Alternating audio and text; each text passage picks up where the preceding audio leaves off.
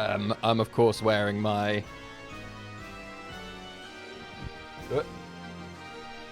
Suikoden t-shirt.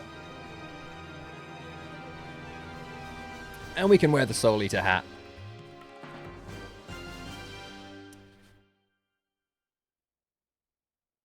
Okay, well, I feel like I wanted to do a little more prep, but you know, life happens and we don't have time to do the things we want. So we're just gonna go.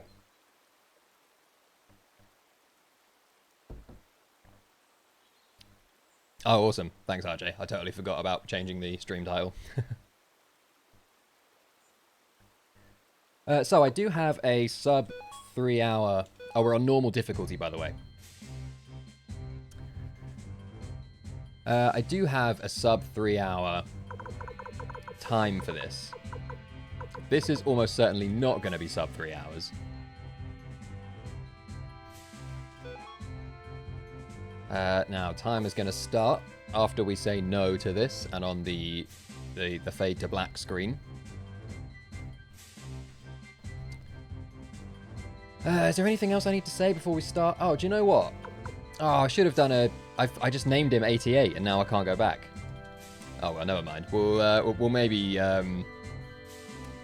poll the chat for what we call the castle. I forgot to ask what we should call him. I just called him the thing I always call him out of habit. So, I guess we just go. And we're off.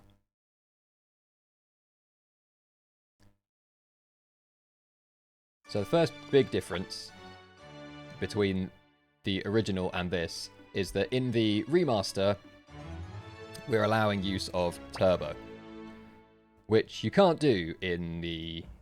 We can't really allow turbo to be used in the original for Suikoden 1 because of how the RNG manips work. The original of Suikoden 1 is very heavily RNG manipulated, and if you have reliable button presses every frame, then that will allow you to be much more precise with your RNG manipulation. So when turbo allows you to do stuff that you can't do without it, that's kind of an indication that you shouldn't really be able to use turbo in that game. So, but there's no RNG manipulation in this version. So we can allow turbo for the speedruns, which is a nice little quality of life thing for speedrunners.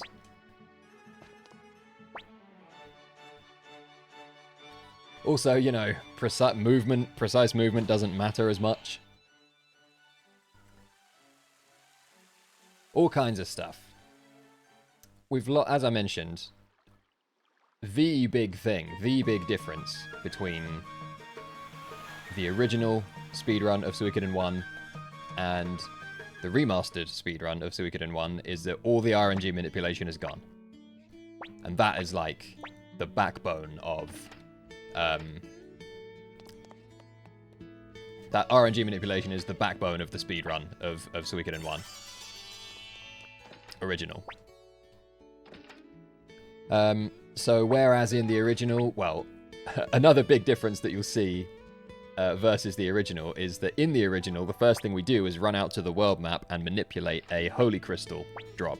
And the holy crystal, the holy rune, is the rune that you attach to one of your party members that allows you to dash. But because you can just dash by default in the remaster, they've removed the holy crystal from the game. So that's just something we don't have to worry about at all in this version. Which is kind of nice, because if you had to walk at that slow pace all the way until you get access to the Kaku item shop, that would be horrendous.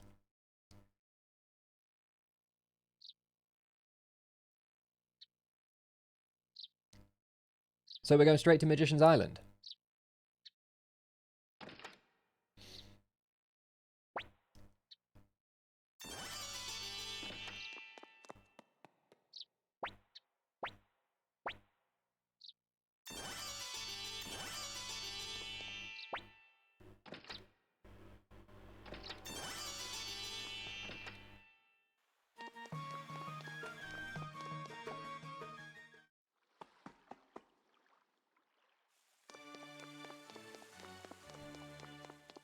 Now, the thing... If anything goes wrong in this run, well, things might go wrong in terms of getting bad RNG with trying to force a kobold fight for level ups, or Taiho's dice game, or the wheel. We might be there for a while trying, but that's fine in this kind of setting. That doesn't really matter too much. Things that might go wrong in a really quite catastrophic way is very likely going to be me forgetting to do something important. Forgetting to put an important rune on somebody, and then not realizing until we get to the fight where I need it. For example, I need to put the fire crystal on Cleo. They're not called crystals in this version anymore, they're called orbs. Fire orb. Which then you attach it to someone and it becomes the fire rune, which... you try not to think too much about that. There you go, orb. Nice orb emote.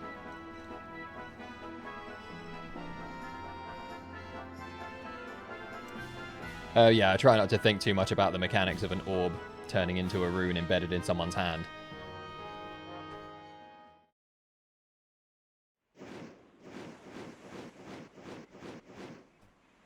They really still kept the elephant sound for the dragon, they sure did. Right, now this part, the early game here, is my only somewhat specifically mapped out XP route. So I need to make it to level 2 before fighting the Golem boss here. So we're going to need one... There are a couple of fights in this dungeon that get you to level 2 on their own, but most of the time you have to take 2 fights. Space Coyote with the... what's up, Space Coyote? I missed that there. Okay, we are level 2, and I am just going to heal Gremio there. Now for this boss, we basically just unite and everyone attack.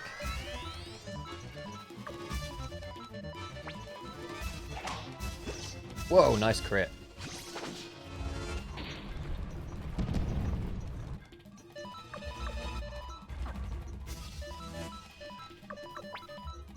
Oh, whoops.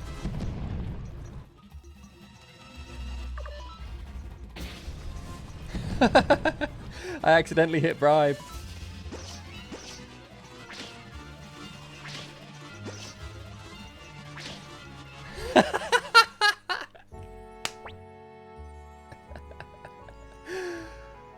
Oh my god.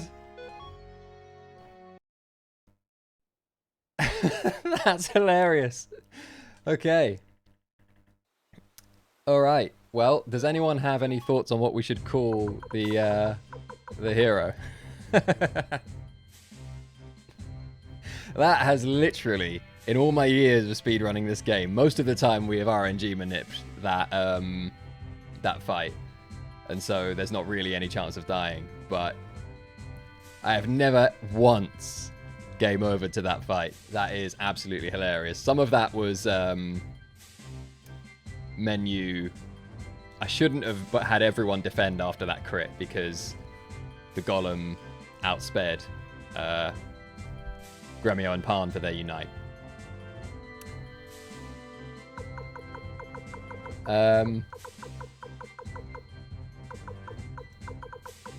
So that's an interesting start.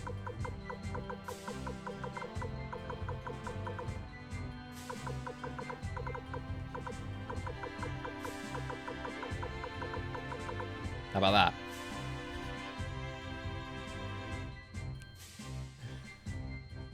Let's go with it.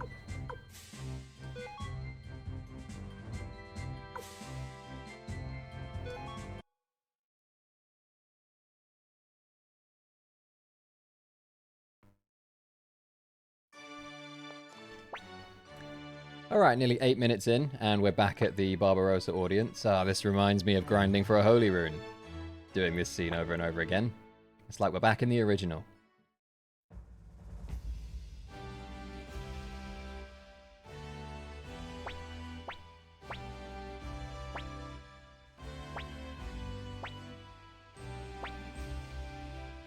Oh, I just seen your message, Seavax. So level 1 Golem is doable, but yeah, he can one-shot.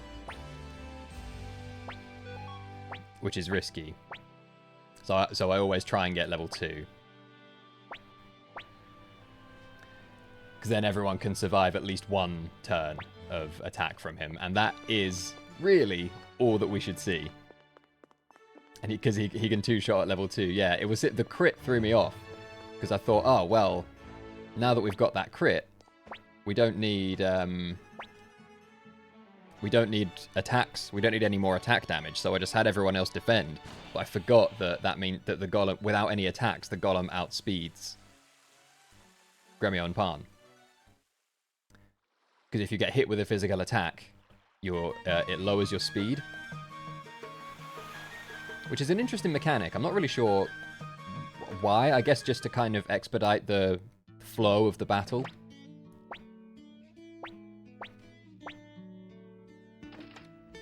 But yeah, it's same applies if you target a party member with medicine. Like if you use medicine on one of your party members, it will slow them down, and someone with lower speed will tend to act before them. So yeah, and then we got quite unlucky with the Golem doing his big AoE rock thing twice. And I thought, like, we had a decent... I bet he was close to dying there. He's got 300 HP, and we had like a 72 crit, like 115-ish. So that was like 200, and then we had another few hits of... Yeah, I bet he was within like 20 or 30 HP of dying.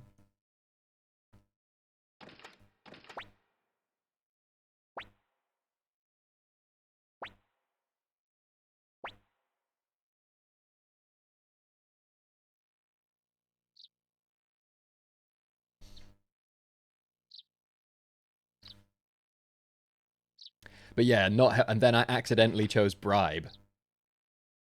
Just in a kind of flap and a panic. I tried to bribe glitch him. I thought I was in the original. That's another thing that's gone from the original. In the original, you can do what's called the bribe glitch, where if you have enough money, you can double tap or mash on the bribe option, and it will let you bribe anything that you shouldn't be able to bribe, bosses included. The final boss included. But you can't do that in this version. Been fixed.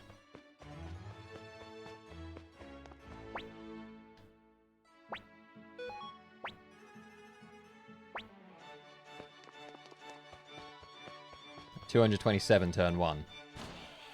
And then there were a few more, like there was at least 3 more hits after that, I think, between Ted and Cleo. Of roughly 20 each. Maybe a little shy of 20 each. I think. I might be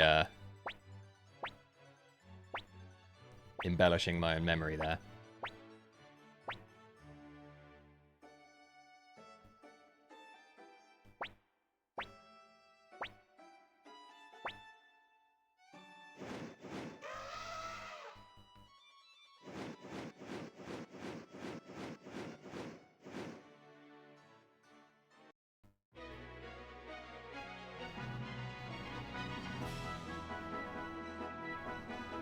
Alright, I am back and I feel like I missed something. You did miss something. We got wiped by the Golem. Oh my god. I didn't know that could happen. No, it shouldn't be able to happen. I messed up my menuing. I accidentally chose bribe. Well, so I got a crit turn 1, so I thought, oh great, I don't need any more attack damage. So I defended with everyone, forgetting that, of course, that means that the Golem will outspeed Gremio and Pan. Oh, that makes sense. And yeah, then I'm guessing he did double AoE. He did double AoE, yeah. Took out Gremio and Pan, and then in a kind of a bit of a panic, I accidentally... oh wow, we got here without any fights. I accidentally chose bribe on the following turn, which didn't help. Oh god. And then I just, yeah, auto. I reckon he got pretty close to dying, but yeah, sadly, he wiped us. So we've had a restart. Was that just like start from a new game? Because I don't think there's an autosave anymore, right? No, I just started a new game. Right. Dang.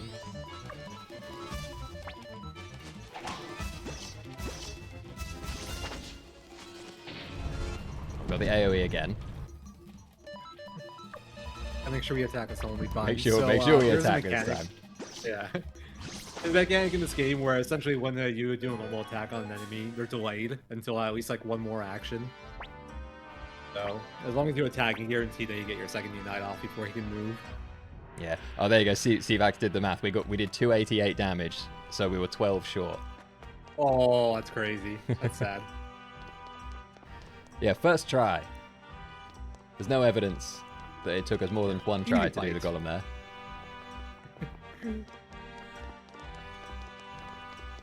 Also, for some people might have noticed that when you hover the Unite for Gremio and Pawn, it says 1.5 times damage. It's actually incorrect. It's 2 times damage. I don't think it ever showed you the damage numbers in the original, but I like how it's just wrong in the remaster. Yeah, I'm pretty sure it doesn't show you in the original. I remember it being frustrating that you just have to like try stuff and see what it does to find out. Yeah, you had to look it up back then. I don't know how it was originally found. Maybe it was like in guides or something. But now it's like it has a description, but the description's wrong half the time. Also says that Ronnie Bell's Hate Rune does like 2x when it's 3x. I think I've caught like a few other ones that were incorrect. Like it doesn't happen too often with the remaster, but it's there. It's there. Every now and then. I wonder if they'd realized that the talisman attack is double damage and Ronnie Bell's is actually 3x if they would have nerfed it to fit the description. Or just corrected the description, probably. I don't know. Because Falcon Rune still has 3x, right? And it's like, if you're gonna not like leave Falcon the same, why would you nerf 8? Oh, does it? Yeah. Falcon Rune's so so OP, that man. overpowered, honestly. Because it's just like guaranteed crit. It's like all it 3x is guaranteed crit. I guess so, but being able to just do that every turn seems kind of crazy. I mean, it's strong, but like when you think about what mages can do, not that crazy. Oh, I guess, yeah. Oh, don't click off the window.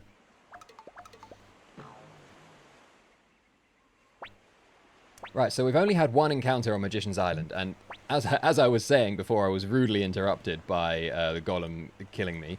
The early game is kind of the only place where I have a somewhat precise EXP route. So, and because we only took one fight here, we got one of the 2 fights that can get us straight to level 2. So we are slightly short on. If we take 2 fights and then do the golem, there's a chance that we can get all the XP we need before Marcus and Sidonia, but we don't have that, so no, I'm now going to need to take either a fight on the world map or something in Mount Seifu. We'll see what we get. See if I see a fight on the world map. The ideal would be like 2 red ants. Yeah, 2 red ants on the world map is ideal. Oh, hi Black, just kick Black in the butt.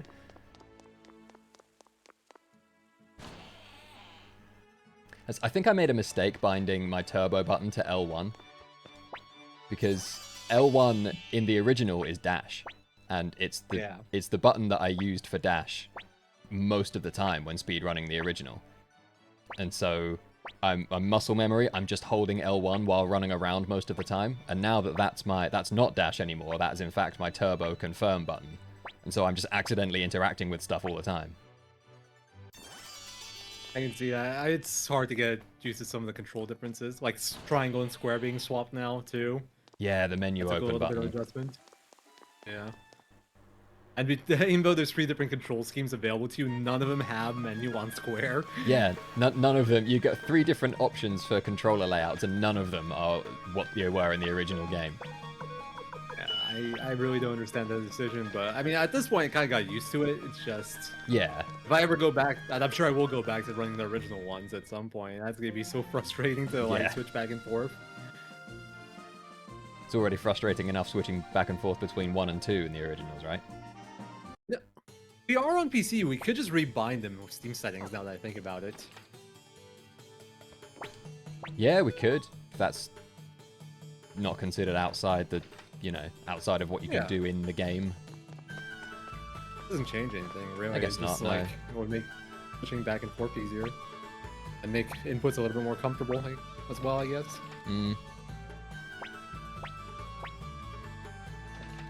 I'd end up doing that. The thing is, now I've gotten kind of used to triangle, so if I switch back, I'm going to have to get used to that again. Yeah.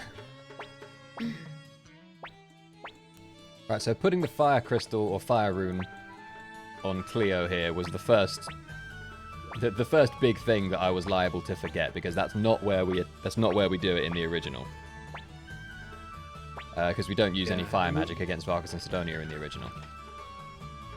The original, because of like RNG manipulation, you could just unite your way through and be okay. But Yeah. it's trickier now.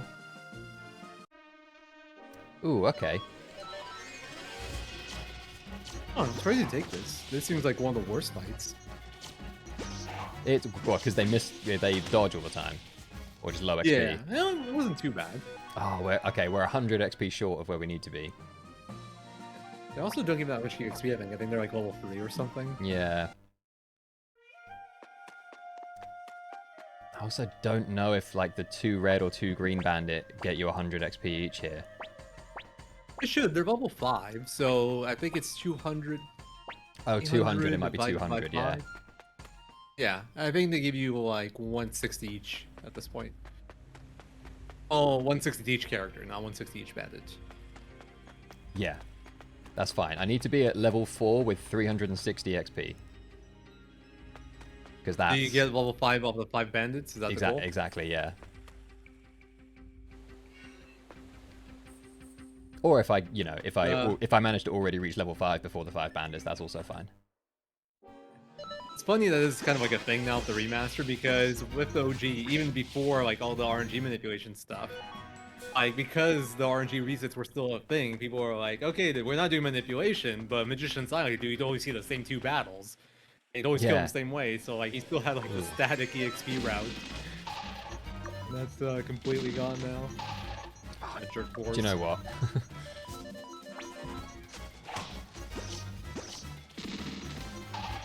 Oh no! Alright, fine. Oh, that sucks.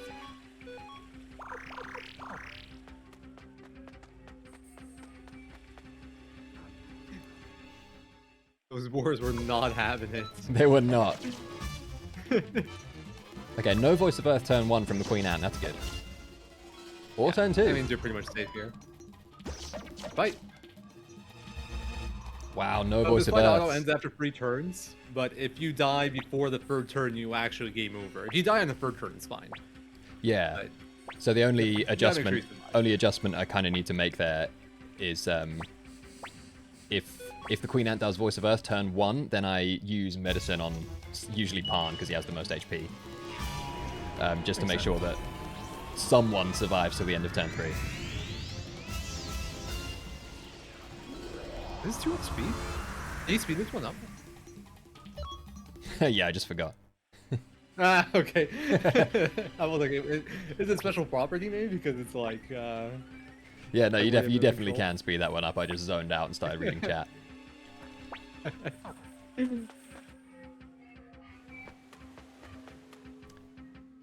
Yeah, you have to unite and hope they don't kill Gremio or Pan, yeah. So I'm going to need to heal before Varkas and Sidonia. Change from Golem, please, to Boars, please.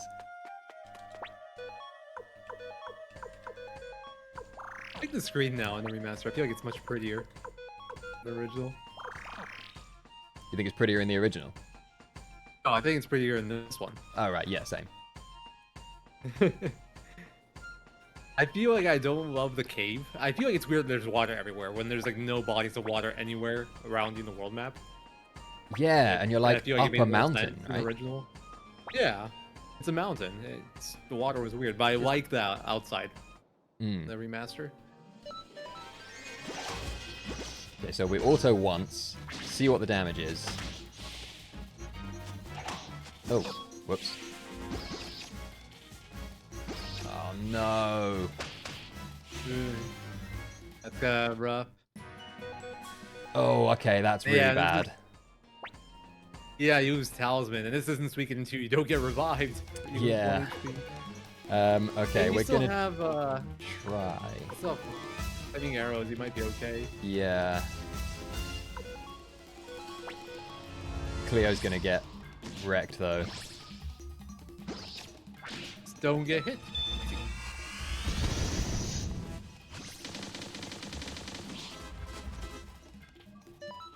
Oh man, right.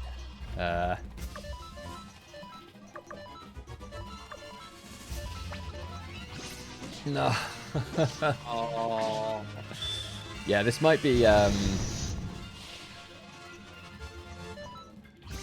Worst case, you do have the autosave. Yeah, exactly. I'm thinking maybe I load the autosave. Although we got... Cleo got bad magic, but... I guess we continue. There's no New Game Plus since Suikoden 2, at least as of right now. Who knows? They might patch it in one day. Yeah, that'd be cool. Cool. There's still no access to that. There's like some cave somewhere that was going to be a New Game Plus or something that they blocked off, right? Yeah, it's Sajra Village in like the very end. There's still no And, sign like, of that. Yeah. You can actually get in there in the original version through like cheats. You can edit like where your escape talisman goes, for example, and then like have it port you into a cave. It's pretty cool to explore. There's not much like there's like some like boss fights in it and stuff, but there isn't anything super interesting. Still really cool though. I think you end up fighting Pestrat again at some point in there. Oh, wow. It's like a different version of Pestrat too. It's like different stats, but yeah. Yeah, I rested there just on the off chance we see like 2 red soldier ants on the world map, because it'd be nice to maybe take them and get some XP for Gremio and McDowell, because they went down against Farkas and Sidonia. Yeah. Hopefully we get some good battles.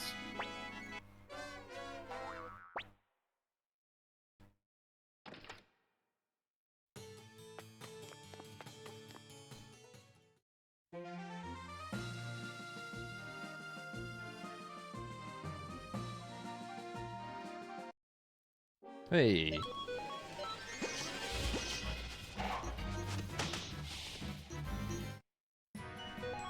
Here we get... Oh, Gremio goes from level... Gremio was still only level 4? I missed it. I saw him until 5, I think. Yeah. Which makes sense, I guess, because he was alive for the 5 bandits. Yeah, it makes sense that Gremio was still a bit level 4, because Gremio died in the 5 bandit. And we were still level 4 going into that. Okay, so that fight got Gremio to level 5. But didn't do much for anyone else.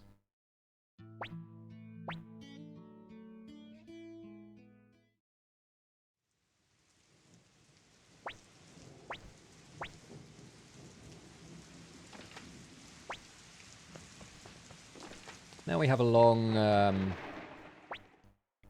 section of story. Which, I mean, I guess we should explain what's going on in the story.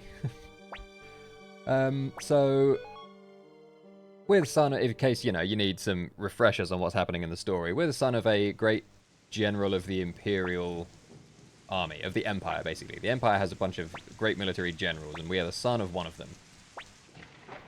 So, the great general, our father, has been sent off on a mission, and we've been left in charge of our household and its affairs while he's away.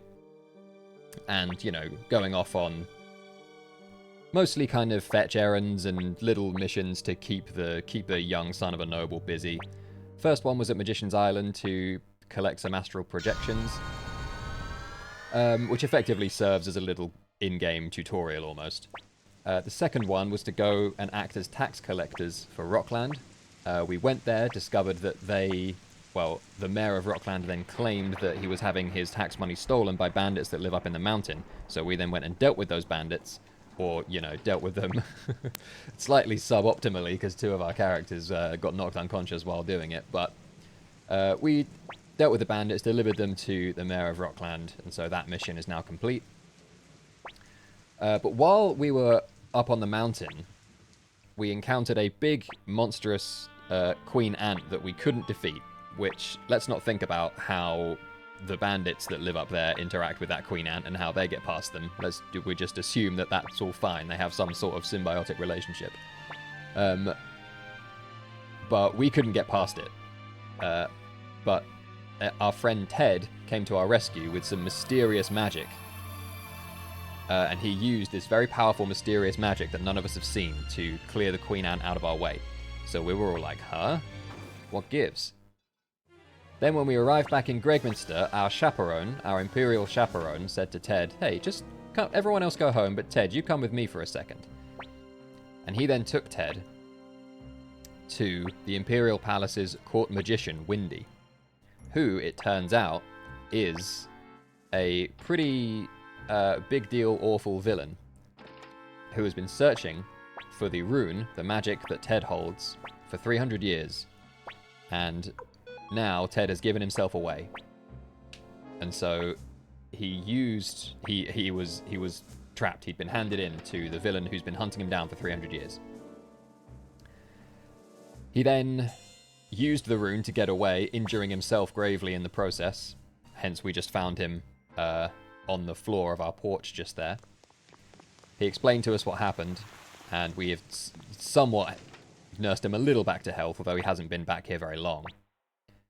Our colleague, one of our bodyguards in our father's employ, Pan, has a crisis of conscience because his boss is actually our dad, and he doesn't want to be taking any action that rebels against the wishes of the Empire while our dad is away, while his employer is away, and the house has been left somewhat in his care. And so he worries that by keeping Ted hidden from the Imperials who are looking for him, he's kind of causing trouble. Oh, Sid, what's up? Thanks for the raid. He's causing trouble, and so he panics about what he should do, about where his loyalty should be, and he decides to go and alert the Imperial Guards that Ted is with us, is at home. So Pan runs and grabs the Imperial Guards. Meanwhile, Ted has told us that the court magician Windy has found him and that he's in trouble, and if she gets the rune, it's big bad news for everyone. So he has asked us a huge and terrible favor to take the rune from him and become the new rune bearer, which we accept. And so we now have the rune called the Soul Eater, which is the kind of impetus for this whole, for the event, most of the events of the story, really.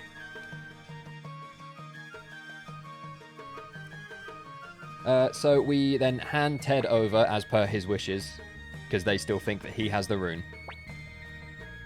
The Soul Eater, which does absolutely nothing nefarious. Exactly. There's no downside to holding the Soul Eater, it's just powerful magic. Right? So yeah, we now bear the Soul Eater and escaped with it, handing Ted in as a kind of distraction, because they still think that he has the rune that they're looking for. And so now we are fugitives. They've clocked that we have the rune, and we are being hunted by the Imperial Guard, who we, until very recently, worked alongside. We meet a lovable rogue called Victor, who kind of uses us to get out of paying for his meal, but also helps us escape the capital. And we're now in a town called Lennencamp, where Victor has someone he would like us to meet.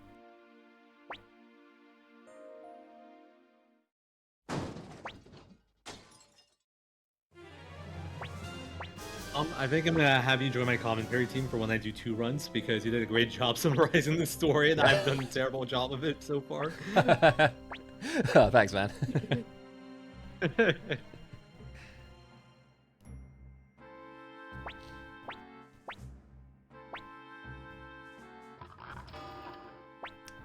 Mysterious Clock Lady.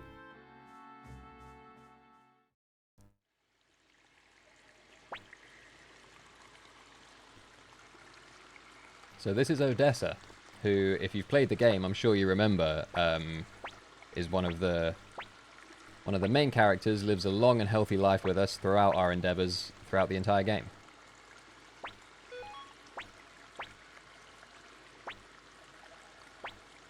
No cap.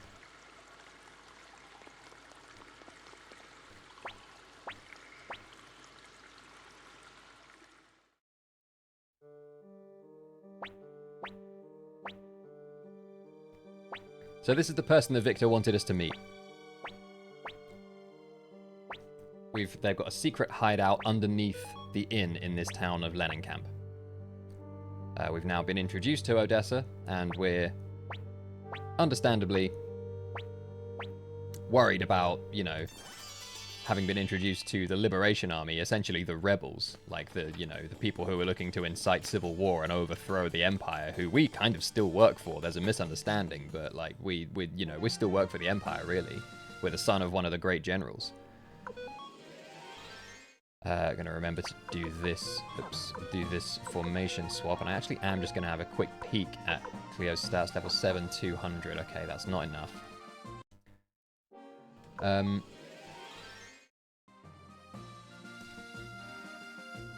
But then, as we were on our way out of the Liberation Army hideout, thinking this is all a bit much, we encountered a bandit who's arrived to say that his bosses, Varkas and Sidonia, the bandits that we got from the mountain earlier and handed in, are being executed without trial, which is against the law and, you know, pretty evil. And so we're like, hey, that's not cool. And this is, and it's kind of our, you know, we had a hand in, well, we handed them over to the person who's now doing it, so we feel a responsibility to help out. So we're going to go and rescue Varkas and Sidonia, the bandits that we handed in.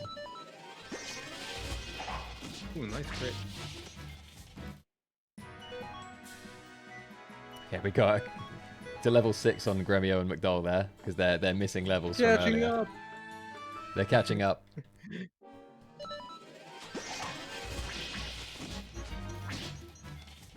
This is more akin to what a fight here usually looks like. Usually they'll dodge something and then they'll take 2 turns. Yeah. But the painful fight is the one after, right here, because Tom got unlucky with Cleo's magic and she will not have a level 2 spell, which is like a big AoE one. It's gonna have to do this fight kind of manually, and it's quite a bit slower. I don't know if I can call it dangerous. I mean, it can be a bit dangerous, right? It can be a bit, yeah.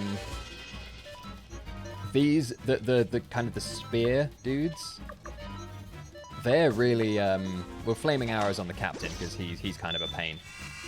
But yeah, the dudes with the spears are kind of hard to hit. Although they didn't do any dodging there, which is nice. Looks like you handled it pretty well. Yeah, Really missed too much. Yeah, that was an uncharacteristically low amount of dodging and countering from those spear guys. But we won't complain about that. I'm trying to remember if there was even a backup strat for when I ran this, like on PS2 back in the day, and you didn't get 41 magic. I feel like it might have been just like reset or something. Maybe. I mean, what you can, if you have, so at level 7, those 2 soldier fights give you 200 XP each. And so if you have 7,600 XP, then you hit level 8 after the second one, so you can run out and rest. To get a Cleo Firestorm, which is long and annoying, but it's an option. But I didn't even have enough XP to do that, so we just had to Flaming Arrows the captain and hope for the best. Makes sense. I think the XP was a bit more static back then, so generally you probably got it off the soldiers or something.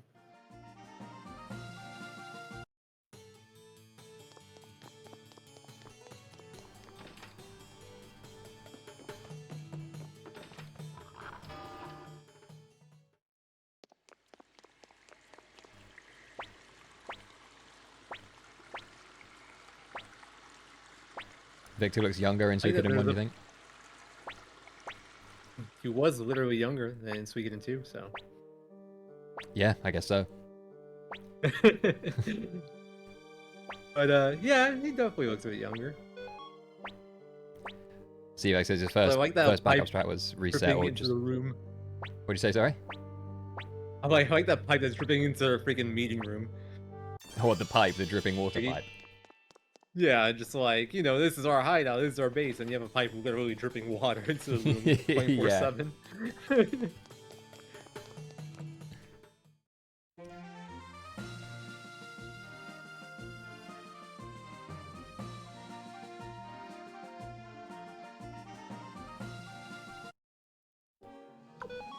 Alright, now we're off on our first actual kind of assignment with the Liberation Army. We've seen a lot of evidence of the Empire being pretty corrupt, pretty evil, and it's starting to open our eyes a little bit. So we rescued the bandits that we handed in from an execution without trial. And now we're off on a mission to collect, or deliver, Yeah, I can't remember which. Collect or deliver plans. Deliver, right? Plans for Yeah, deliver. fire spears. Now that wind rune piece is a new addition to the remastered route. It's by far my favorite thing from like the remaster compared to the old game. So that wind rune piece was also there in the original, but in the original it's bugged, and like even though it's called a wind rune piece, it would do what an earth rune piece would do. Basically, they had like their name swapped. And that Earth Rune piece wouldn't do anything for us, but that Wind Rune piece is really good because a few of the bosses coming up are going to be weak to wind, so we could amp our damage quite a bit with it. And the remaster fixed that bug, so now it's an actual Wind Rune piece, and we can use it now. And so in the original, the equivalent would have been an Earth Rune piece? Yeah. And can you get that anywhere, or is that just a drop? Big Wing Neckward's Castle, or something. Oh, wow.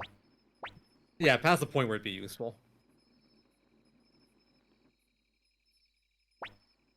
Yeah, Kat, so Odessa shows us the plan for the fire spears in the hideout. And then we're going to Saradi to deliver them to a messenger, Cage or Kage, who's then going to take those plans to the secret factory to have them made, and then we collect the fire spears themselves later. It's all coming back to me now. Also cool that she bought them off the dwarves, so you get like that kind of like shadowing ain't the right word, but kind of like that world building, you know? That, yeah, I didn't even realize that. It's been so long since I've like actually read the the text in this game. Oh, I've kind of forgotten myself, but I think that's a cool touch. You first encounter like fire spear, secret factory, mention of the dwarves, and it's all like played into later.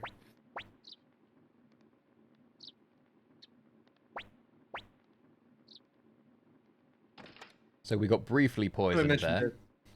Yeah, quick poisoning. Stopped off for a quick poisoning.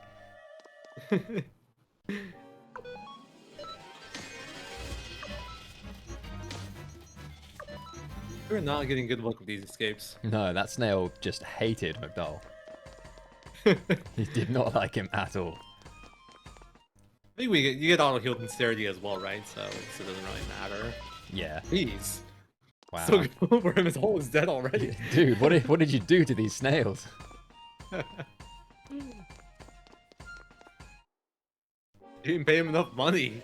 Yeah, they got really. used to freaking being bribed in OG. Where's my money? Those are the only battles that Tom can't let go of. Pretty sure. Yeah, it's hard to tell because the XP is a little bit more variable now, but the snails are level 8. They need your whole party's average to be greater than level 8, and we're not at that point. We're at like 7.5 or something. I don't know. So this is a fun dialogue choice. Can I tell you something?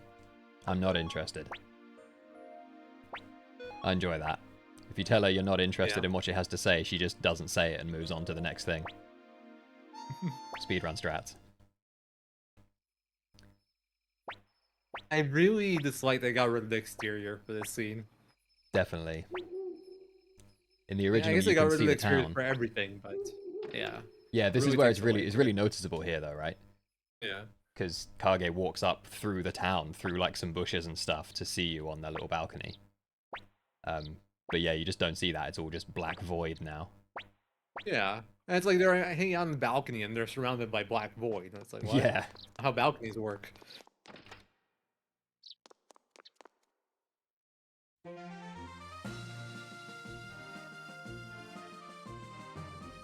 But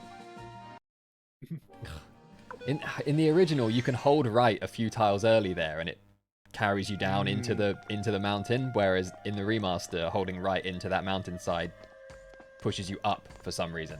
I do that every time. It's weird. Downright work? I don't know. Another while we're on movement, an interesting thing about movement is that in the original, obviously you can't move diagonally, and so we would I'll be doing a lot like stuff like this, right? That's a good example. So when we arrive at this scene, we want to get to like when we arrive at the initial Ledon's hut scene, we want to get to about this point as quickly as possible. In the original, you just hold right, and it bumps you along this wall like that. But as you can see, that's actually kind of slow. It's much slower than just running diagonally like that. Because bumping along the wall moves you up, right, up, right, up, right. Whereas diagonally obviously moves you those 2 tiles at a time. So all the muscle memory I have of like bonking along the walls, I have to kind of undo and replace with diagonal movement. Which in Suikoden 2, bonking along the walls caused diagonal movement even in the originals, right? So that was actually used quite a lot. Yeah. It would be faster in the originals to bonk as much as possible, essentially, when you go diagonally. Or when it's optimal to go diagonally. Yeah. And now, I mean, it doesn't hurt, but you could just go diagonally now, so it's easier. And you do have to like adjust your movement to try to take advantage of diagonals and, like as much as you can. So there is a new movement to learn, but generally I think it's easier than like the old one. It's just new stuff that you have to, new paths you have to learn and stuff. I think that's gonna be true for this game too. It's like you want to take advantage of diagonal movement as much as you can. So yeah, definitely. Like this approach to Leningkamp here, I want to move diagonal like that as much as I can, and then want to do as little single axis movement as possible. Exactly. I like how everything's just going for McDole. Yeah. He's done something horrible to the monsters in this area.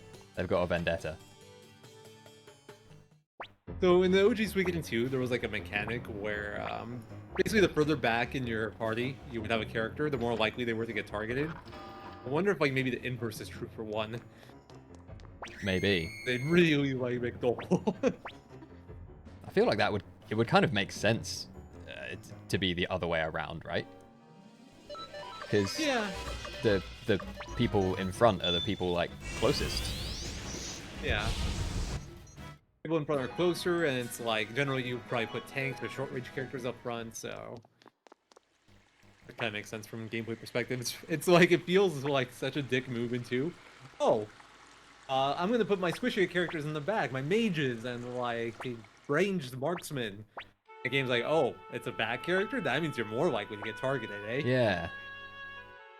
I guess not all enemies can target the back, so it's like anyone who can target the back will. Which I guess makes some sense. Yeah, but it's not just like, it wasn't just based off like back front, it's like left to right mattered too.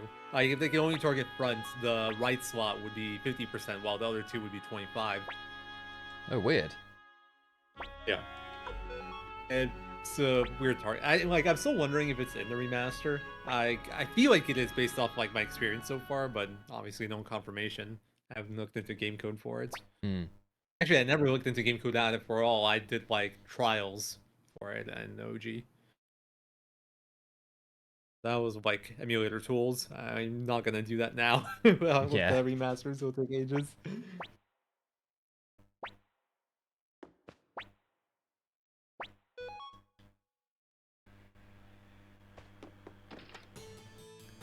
Okay, so where are we at? What's been happening? We delivered the plans for the fire spears as per Odessa's request, and she accompanied us. We then got back to the hideout to discover that its location had been given up to the Imperials somehow, and the Imperials had infiltrated. And Odessa panicked and ran down, and apparently tried to rescue a child that was there for some reason. Not clear what the... Oh, I should have called him Stolzerheim Reinbach the Fourth. Yeah. Is it unclear who the child is that she saved and why he was down there? As far as I'm aware. I don't know either. I've never seen anything about it. Yeah. I think she said that she chose to be mother instead of a leader. It's like, that can't be your kid, right? Yeah, that's like, surely. Does she have a kid that's been hanging out there? In which case, like, we don't... Who's the father, Flick? They seem young for kids, too. Yeah. I guess maybe in, like, these times, maybe it wasn't that young. The soldiers brought him down there on purpose because they knew... Maybe hostage. Yeah. And they knew Odessa would be weak if there was a child there, like what Shu does with Pilika. Maybe. But yeah, either way, Odessa ends up being slain by the Imperial soldiers, and her last request is to keep her death a secret and throw her body into the sewer, basically, which Victor's like, well, we can't do that, but we're like, nah, that's chill. So we do that, and she also asks us to go and see a man called Matthew in a village called Seika, so we're doing that now, and he's telling us that he doesn't want anything to do with us. What was the children doing in the hideout? That's such a good question, Doc. A reference to a classic line of dialogue from the original that is sadly no longer here, which we're coming up to, actually.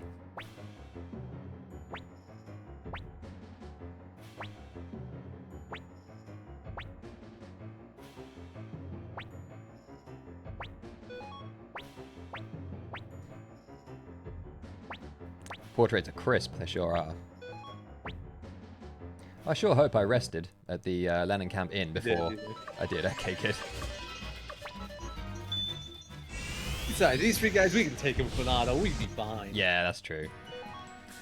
God, Cleo has 55 magic. She actually got a good growth off of that. Yeah, she was on 51 before. Oh, so you're probably 1 above minimum or something. Yeah, probably. Even in like the OG, with RNG manipulation, if our magic was this bad, there'd be no way we're getting the Dancing Flames. No. If our magic was this bad in the OG, this would be a reset, 100%. Oh yeah. Like even our best like Kobold Manip fights gave us maybe like 33 tops. That would put you like 3 away still.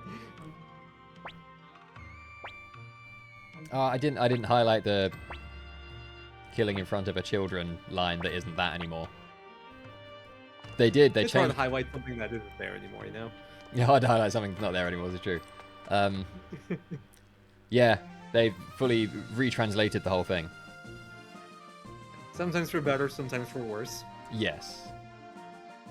I think broadly for better, but there's the occasional line that that is missed, or missed as in like not as in that they forgot, as in that like we miss it from the original.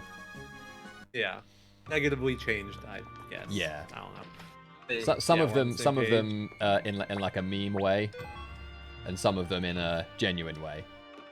Like a lot of Lucas. I get some of them. Yeah. Okay. Like, I was gonna say some of the meme ones are like correction maybe later or in front of a children. Those were like mistranslations, so I get. Yeah. But then there was like no way Wolf is gone. That one should have stayed. Lucas lines, like you were gonna say, are a bit worse than 2. Yeah, I recently played through his death scene, and I found his death monologue to not hit quite as hard in the remaster as it does in the original. Yeah. I feel like they PG'd him, you know? Yeah, a little bit.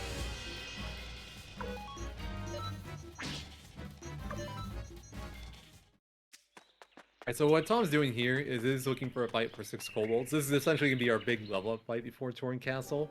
Because Zombie Dragon's actually a really rough fight if you don't level up quite a bit. And more importantly, get Cleo like a lot more magic, so we have more spells to throw at it.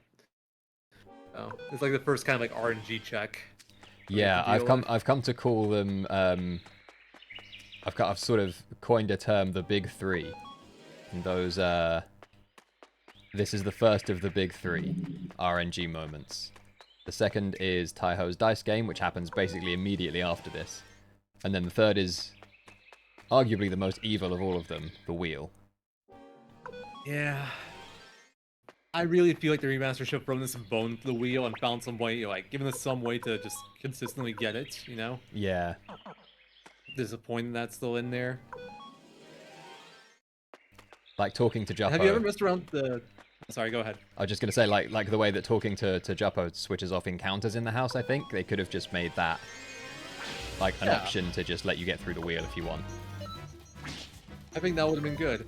I would have honestly been okay with him doing a setting just like in Suikoden 2 for 5's timer.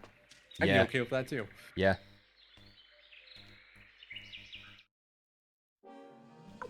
Ooh, actually need to heal. That could have been really bad if that was the 6th Golem fight. 6th Golem fight. Oh god. I'm scarred by the Golem fight. 6th Kobold fight. Did you ever mess around with like the Taiho dice speed mechanic that was discovered? No, I haven't. I've seen I only watched the video of the little clips of someone doing it, like yesterday. I feel like it's actually good for like non-manipulation, assuming you can aim for the middle well. I think it could be pretty nice. Because Julian posted like kind of like the new calculations for like max speed versus original speed, and I don't know the numbers off the top of my head, but I think like max speed, if you hit like right in the center, it's like 60% chance of getting a double or a triple. Max Pretty damn speed. good. Yeah. And that's not the constant that you thought was in-game time, is it? Is that still a separate thing? No, yeah. In-game time is still a thing. I think that was like a third value that I like assumed was just like always 0. Right. Because I didn't know you could change that. I didn't realize that was a thing. That's No. a funny discovery to make after 25 years. I know, it's crazy, isn't it? Yeah. I guess no one had any reason to press up and down during those fights, during those while the dice are spinning. Okay, so this... I was messing around with, like, OG in 1. I was thinking maybe we can manipulate Taiho roll to, like, do something else. But the problem was he re-rolled, like, he can't roll special rolls, so it doesn't really matter for him. But you could probably use it to, like, find, like, new spots where you can, like, hit a frame window of, like, 4 or 5 where you couldn't before by upping the speed. Also, these kobolds do not want to show up. They do not. This is going really badly. But you know, if this kind of stuff in a marathon setting, we don't mind too much. In a proper world record attempt, this would be very frustrating. But this kind of stuff going wrong, taking it ages to force the fight we need, I'm not too worried about for the purposes of this. Here we go. Oh, there it is. So it was an end state. Yeah, I'm far more worried about forgetting to do something important, forgetting to put a key rune on somebody or something like that. 84 magic on Cleo. She needs UPB for worth magic. Yeah, she needs 91 there to get 2 level 3 spells. Which is at level 22 is actually pretty unlikely. You have to get really, really good, really lucky stat growths to get that at level 22. But obviously in the original we manipulate the RNG to get it. To be fair, it was challenging even with manipulation and OG to get 91. Yeah, it was. We had to do like Gwen Manip to get any kind of consistency with it, which was also not easy. Yeah, Manip. Good times. Just kidding, it sucked. I do think in some ways that Lennenkamp Manip was my favorite Manip that we do in the original, because it's just got an element of swag to it that I really like.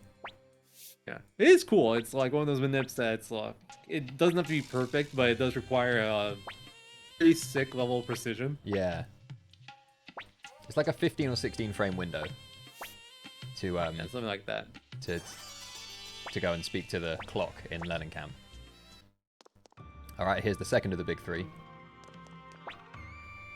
I think first try Taiho incoming. Easy.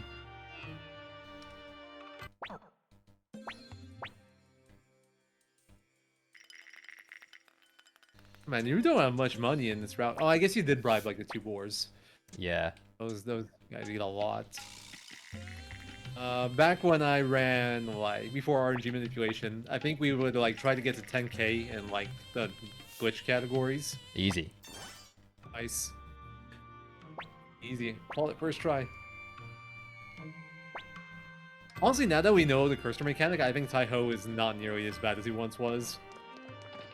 As in, always aim for the middle of the bowl. Yeah, exactly. Yeah. Like, out of the big 3, I think Taiho is probably the easiest thing to get past. I think so, although with how little money I tend to have in this route getting to him, it can be a little scary, because if I get triple 1, then I only get like 1 more attempt. Makes sense. There are some chests you can pick up, like right before you do a 6-soldier fight in Grady's mansion, the room on the right has 1700 bits. Yeah, it does, and I've considered it. Yeah. But yeah, I don't think I'd get it in today's world either. Maybe if I like bribe boars or something, I'd consider it. Oh, so yeah, you have a lot more money in 108, but mostly to save for Pan's weapon. Like, yeah, so you could really do without Tai-Ho, like, eating up loads of it. Yeah. Yeah, the sides are actually really bad. I'm gonna pick up You the want to avoid the sides. It turns out in Suikoden 1, aiming for the middle of the bowl is like optimal. It's much more likely to give you a good roll. You avoid the possibility of throwing outside the bowl. And your odds of like rolling a 1-2 for you or 1-1-1 go way down.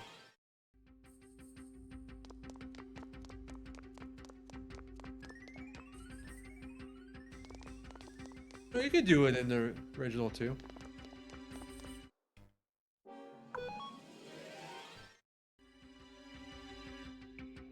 Yeah, it was really cool when we learned it too. It was a game changer. It's funny because Sieg apparently always aimed for the middle of the bowl back when he ran one, and was like, it feels like it's better, and we all kind of just ignored it. At least I ignored it. I don't know. I can't speak for everyone. I definitely didn't like pay it much mind. I thought I was just getting lucky. I remember I always used to aim for the middle of the bowl when I played it casually as a kid. Because I used to like the way that the dice, when the dice land in the bowl, they spin around the arrow, and the arrow's like in the center of the 3 dice spinning. I always liked that. Oh, interesting. So maybe I had a better time with Tai-Ho and Gaspar than others. Maybe, yeah. I think after a certain point, I was just like mashing, so I was always aiming for the edge, always getting screwed. So I don't want to give up frames to aiming for the middle of the bowl when it doesn't do anything. Like, you know. Oh yeah, speedrunning, I don't remember what I did pre our understanding of the middle of the bowl, but when I was a kid I used to God, the Gremio's yeah, last I guess medicine. that's something that else they got rid of in the remaster. Before, in the original, for some reason the person in the last slot of your party took less damage from zombie dragon fire attack. Now it looks like they take normal damage. Yeah.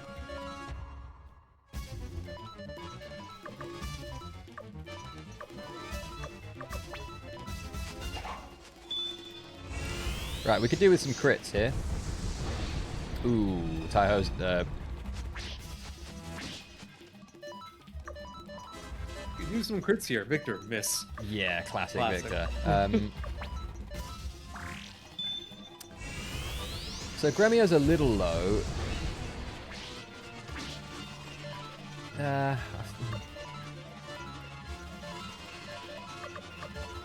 Whoops. I'd rather McDowell survive than Gremio. If I have to choose just one. Yeah, makes sense. Gremio's kind of useless. The only reason to keep Gremio alive is just for EXP for let goes later, really. Yeah. Oh, not quite. Nice crit from Victor there. One of the only ones Yeah, we've that's seen. big. Alright, hopefully he goes down this turn. We've done not very much damage physically though. We've been missing a lot. Cleo's down. That's really bad. Cleo died. That's rough. Well, I guess she only missed a couple of levels. Hopefully it won't matter too much. Although she's not gonna. We didn't get lightning crystal. All right, castle name. Anything? Anyone? The optimal thing, but since we pressing start doesn't do anything anymore.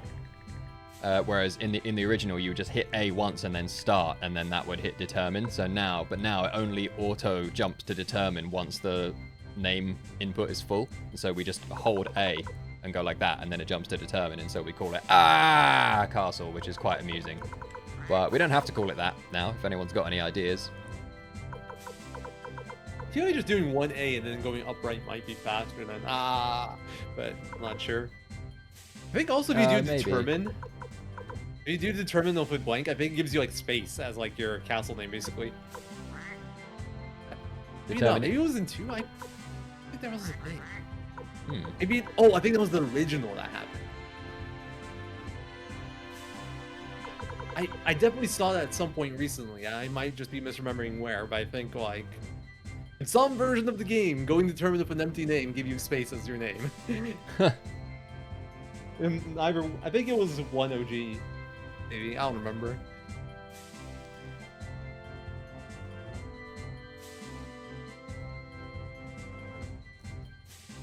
Like the castle in Monty Python and the Holy Grail. That's St. Args. Uwu Castle, please, RNG. I mean, we could do please to be in, to be aligned with our character's name. Suikoden Castle. Spam Castle or Butt Castle. We'll go with please.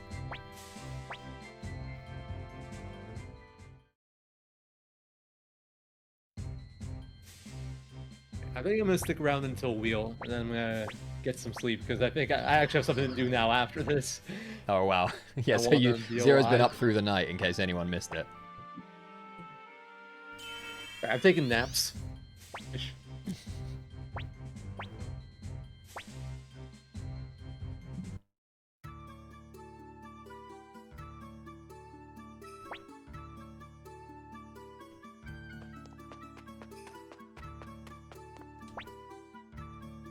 So, we now have a headquarters, a castle.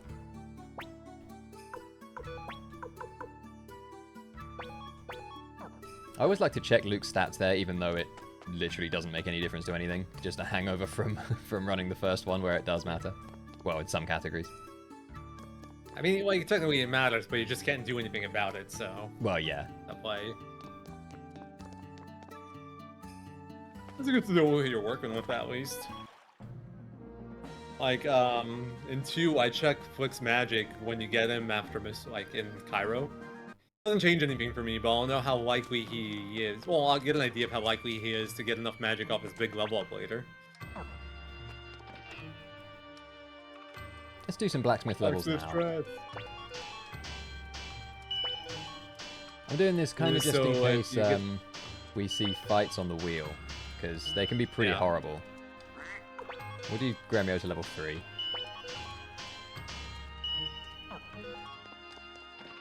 I think the play is go get Kai and then go back to your castle, bring him along, you know? So, you can unite the robots. Can you get Kai now? I think so. I don't think he has a castle requirement or anything, it's just a big detour.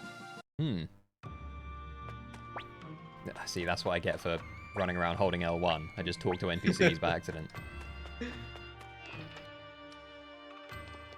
You can get him now.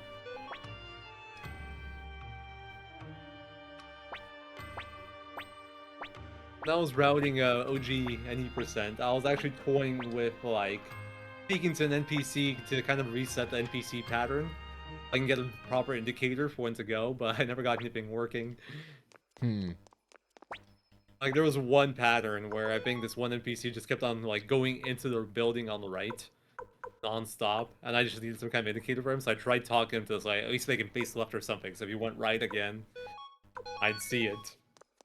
But the jerk just, like, it wasn't that he was, like, stuck going right, he just didn't want to move at all. Typical. He was the only one visible on the screen. Dwarf Village sucks, just FYI. I mean, you know this, of course, I'm telling the stream. Yeah.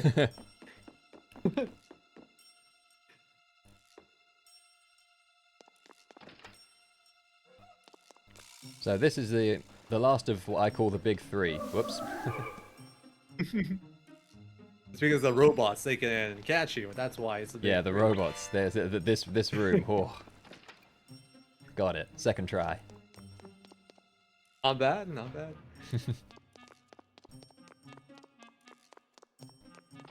No encounters. Kind of crazy. Yeah. I do want to look into the encounter rates in the remaster. Because no way. No. That's Dragon Seal Incense. That's funny, when I was playing casually, I got the wheel done 4 times before and I still never got the Dragon Seal Incense. You got the rare one. Oh my god, I got it twice. This gaming, look at them go. A luck rune piece. Yeah, LCK rune piece. LCK. Oh. Wow, that's great wheel luck. Yeah. How was the luck rune piece putting to work? Yeah. Yeah, third try wheel with no monsters, I'll absolutely take that. Definitely. I'm gonna get going. Thanks for having me here, Tom. Cool, good. And, Thanks for hanging out. I'll be watching in chat while I try to fall asleep. Nice. Bye, everyone. Cool. Cheers, Zero. Cheers.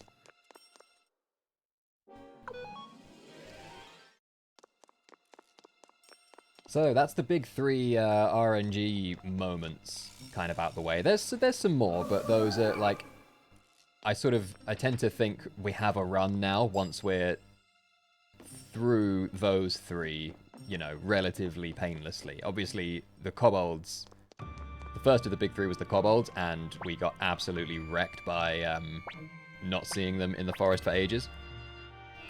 So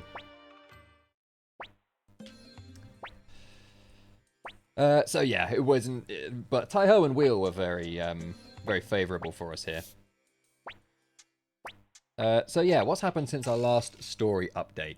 We found Matthew, the guy who Odessa asked us to seek out with her dying wish, and he initially refused to help us because he didn't want to get involved in war again. He didn't like people dying after, you know, causing suffering through his actions as a military strategist.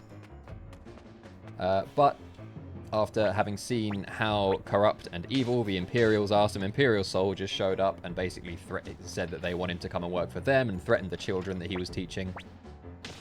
We sorted them out. So then he said, alright, I can see the Imperials need sorting out. I'll join you. Go and get a headquarters. There's a castle on Lake Toran, so... now,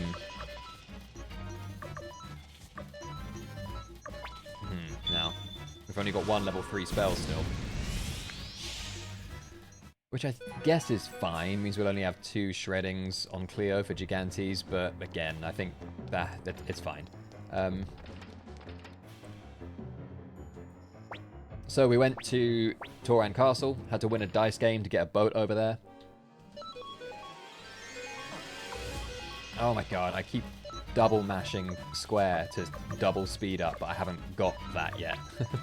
And there was a evil monster guardian there called the zombie dragon who we narrowly defeated. Gambling, yeah, exactly. We had to successfully gamble to get over to what is now our headquarters.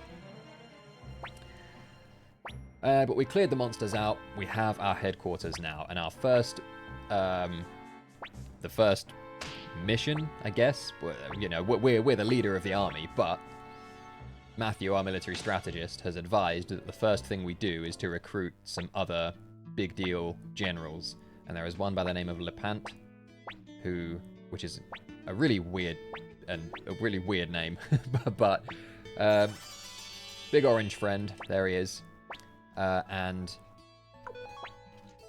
he's in a village called Cowan, and we need to go and recruit him.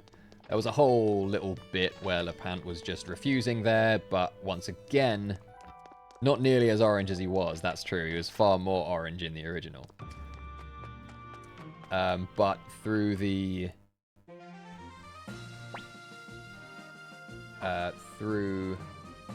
once again, the Imperials showing up and being totally evil and horrible, kidnapping his wife. To be fair, we stole his sword. Sergei.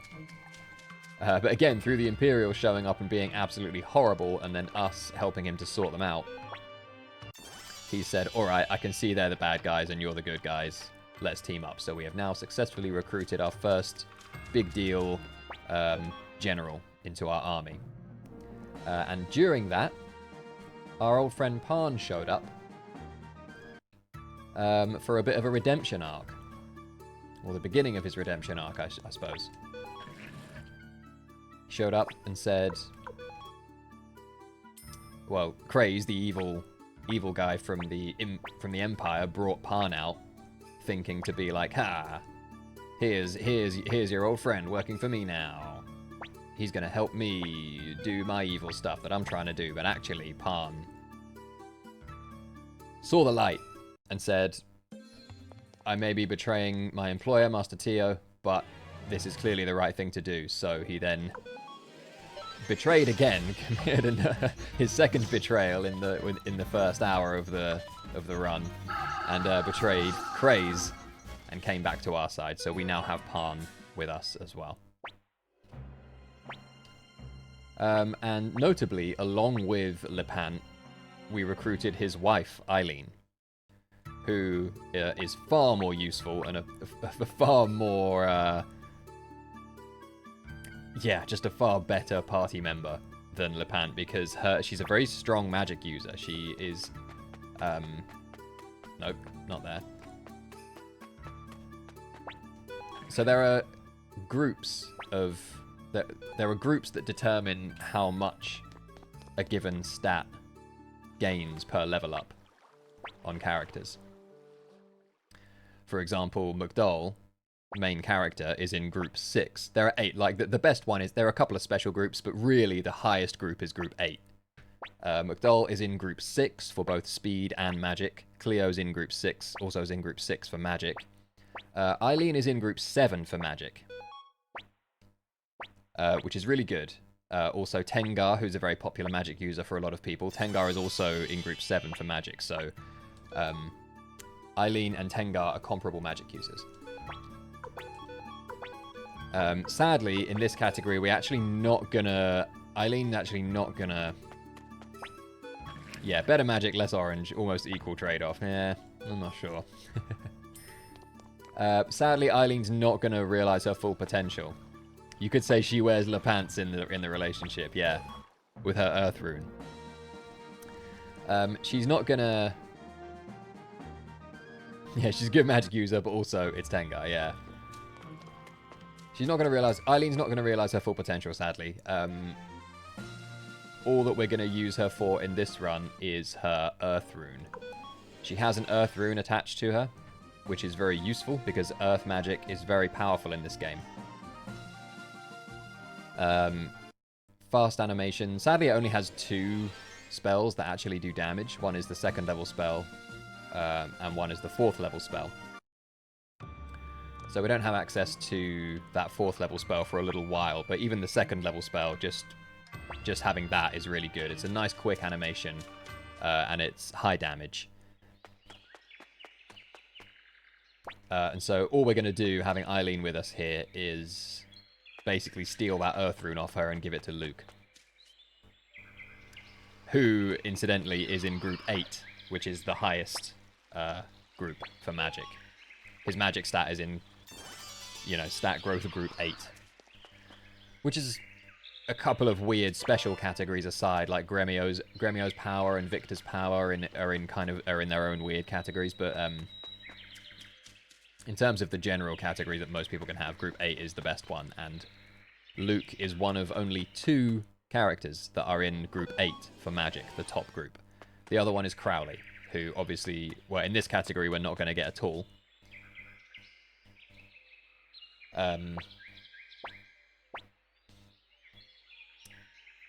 But even in 108, you obviously can't get him until much, much later. And even when you do, his speed is not as good as Luke. Luke's speed is in his group, I'm not sure, group 6, I think. Group 7 uses Eileen, Tengar, Hellion, and tragically Ted and Odessa. Yeah, Ted and Odessa would be really strong magic users if we could keep them through the game. But isn't that kind of mad that Eileen and Tengar are just as good a magic users as Hellion? And Hellion is actually really slow. So if we could remove Hellion's rune, then on balance, Eileen and Tengar would be way better magic users than Hellion, just because most enemies will always act before Hellion because she's so slow. But you can't remove... Hellion comes with a Mother Earth rune, and as I mentioned, Earth magic is super powerful in the game, and the Mother Earth spell has Voice of Earth at its level 1 and Earthquake at its level 3, so that's a really valuable rune, and yeah, so we do need to just deal with Hellion's speed to a certain extent.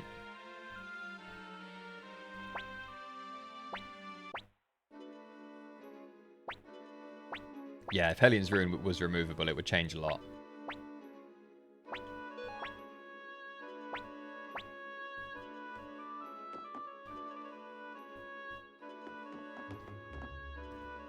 So, we are off on a mission with the elves. We had a desperate elf called Kirkis swam... Hang on a second, let me just... we're going to remove Eileen's Earth Orb. We're going to attach it to Luke. We're then going to attach this Wind Orb to Cleo. We're then going to attach this Wind Orb to Kirkis. There we go. I don't know why Gremio's power is in his own special tier. It's not like he's particularly powerful, it just... His power stat just grows differently to any others, I guess.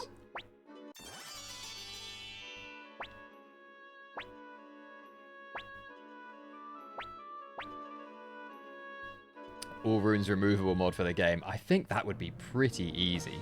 That would be a pretty easy mod to make.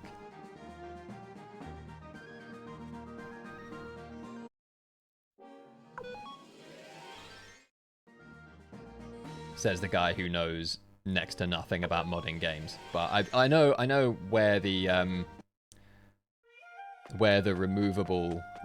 rune is removable flag in the original game, like the data structure for the character stats has a rune is removable flag in the original, and I know where it is in the original.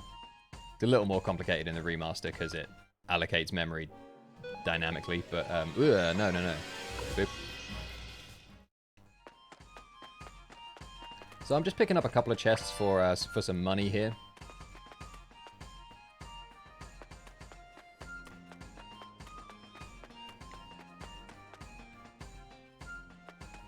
Players Barbarossa mod. We pog indeed.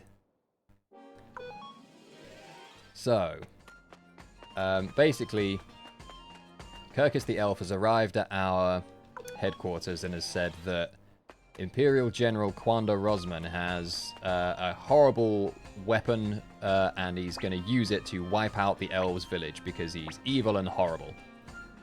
And we've said, oh no, that's terrible, let's help. We've got to the elves. No, down. Register my down input. I would love to see a randomizer. I really want to learn how to do mods and stuff so that I can try and make a randomizer. But as making mods go, I think that's going to be a really complicated one.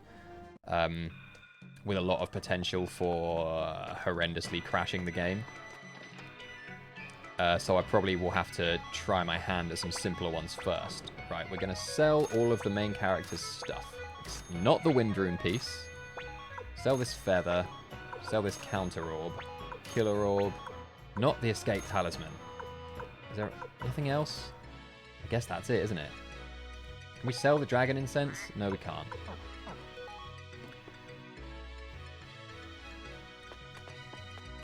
So we've come to help. But the elves didn't want the help of humans, and they basically punished Kirkis for bringing humans into their village and threw us all in jail. Nope. Oh, I don't have enough money. We'll give Kirkis 1 level, and then we'll attach this Wind Rune piece to Valeria, which is something I always forget to do.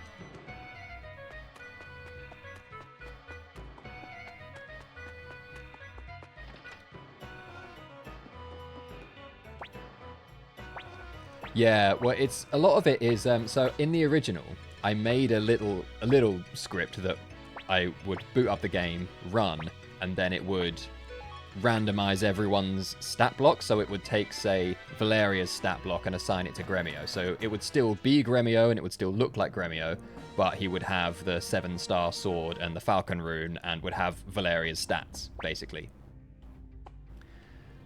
And that worked. But it worked until, in combat, you try to use the Falcon rune with Gremio, and then the game crashes because he doesn't have sprites. He doesn't have Falcon rune sprites, and so the game doesn't... Well, I don't know the technical reasons why, but the game crashed, basically. So you'd have to switch out their sprites as well, which, again, is doable, but then certain characters have specific sprites for specific moments, like you know, Victor and Cleo, etc. have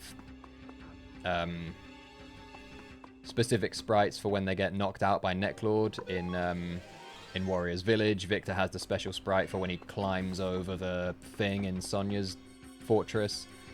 And so you would need to, and the game would just crash there if that character's not using someone else's sprite. So you would need to replace their battle sprites, but not their overworld sprites. There might be some other hacky ways of doing it, but the only way that I can really think of is if you were able to fully randomize and replace a character's stat block with another character's stat block, and replace their combat sprites so they appear in combat as that randomized character. But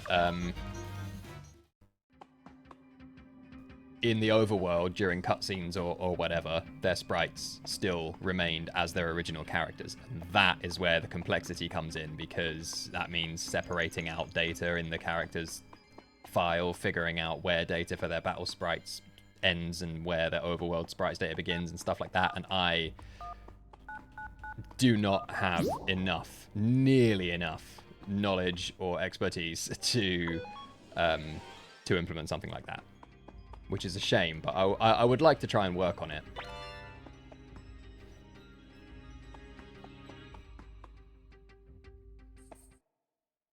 Right, well, so we're looking for a group of 6 here. A group of 5 will do, but ideally we're looking for a group of 6, and this is kind of the last screen where we're going to be able to...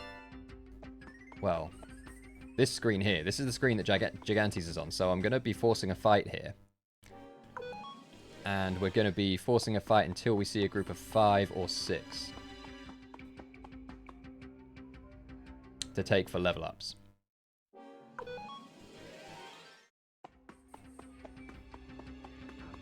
And it's unusual to have not seen one throughout the whole dungeon. This hasn't actually happened to me in a run before. Do you know what? While I think of it, I'm just going to do that. Just because if we get really unlucky, I think Kirkus... well, actually, with the level ups that we're doing, maybe Kirkus can't get one shot. But Kirkus can get hurt real bad by Gigantes if he crits.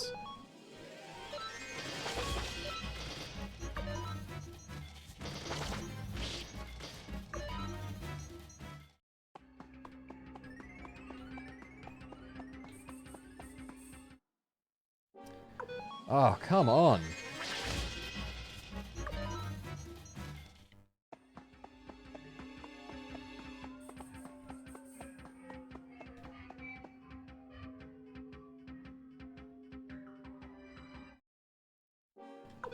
So story-wise, Kirkus' girlfriend Sylvina helped us escape from jail after the elves were really annoyed with Kirkus for bringing humans to their village. But when really we were just trying to help because Quanda Rosman's going to destroy their village, but they don't believe that humans are capable of that. They're just like, no way, yeah, you're full of crap and just go to jail. This is starting to get really annoying. Can you use this outside battle? No, you can't. Okay, Valeria has medicine.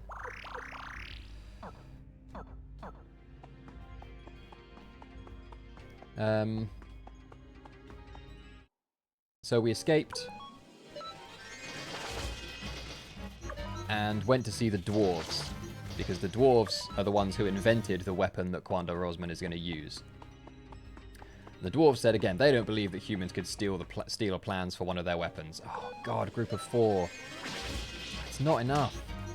Come on, man, these groups are not that rare. This is kind of crazy.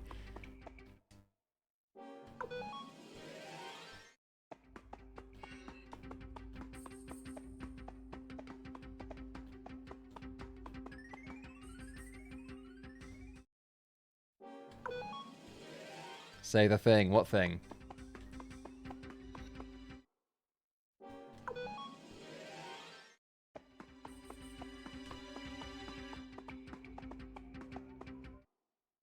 I've already said that. Well, I said this has never happened in one of my actual runs before.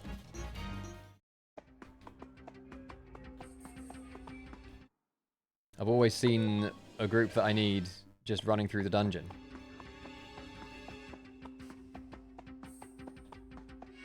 And I'm going to have to just go and do Gigantes soon because we're going to run out of healing.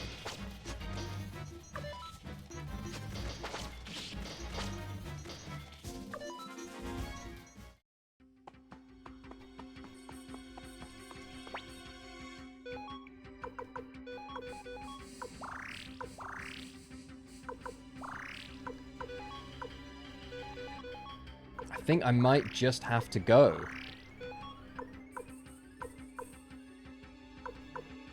We have 5 magic left on Cleo, and that's it.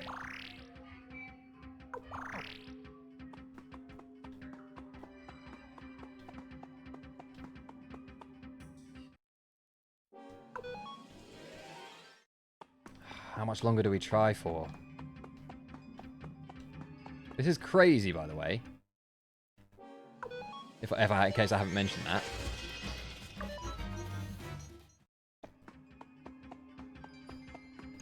I guess we can do without it. Can we, though? I really don't know.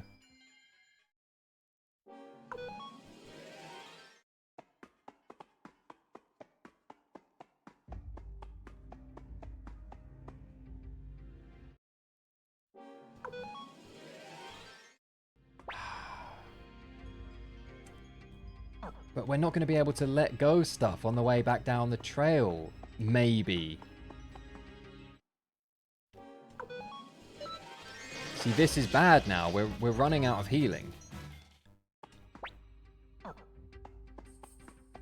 And Gigantes can hit hard.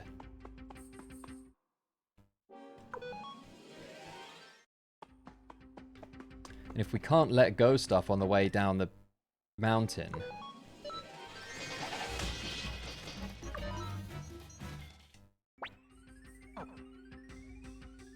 God, I think we have to just go. Actually, no, you two defend, because I don't want you dying. You Falcon Rune, you shredding, you defend, and you shredding.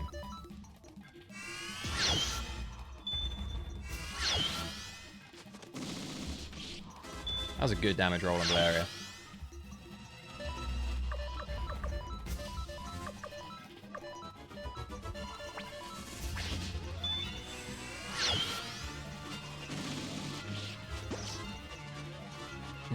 Okay,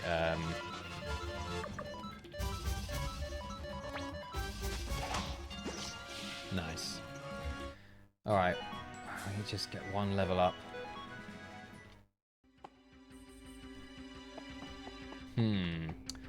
So yeah, the thing I'm most concerned about there is not being able to let go stuff on the way down the trail.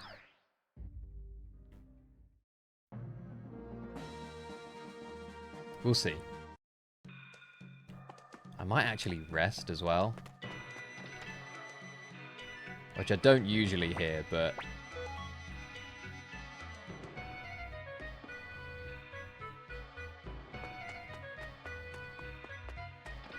don't usually go to the item shop here either, but I feel like I'm just gonna...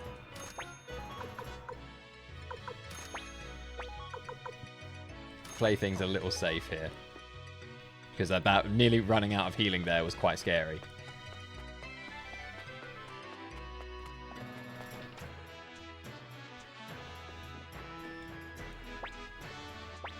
So we've done the Dwarfs challenge.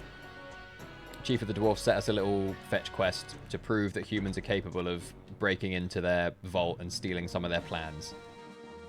Even though what he actually did was tell the guy guarding the vault to let us in, which I don't quite know how that constitutes us breaking in, but whatever. He's agreed to help us. So we're going to go run back to the village of the elves to tell them that the dwarves have agreed to help because they agree that a human has stolen one of their weapons, so they must listen to us now. Surely they must. Or must they? What is that?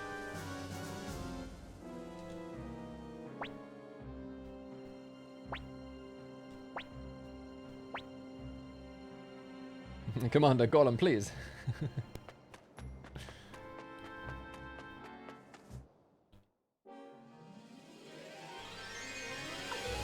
Okay, well, we can let go them.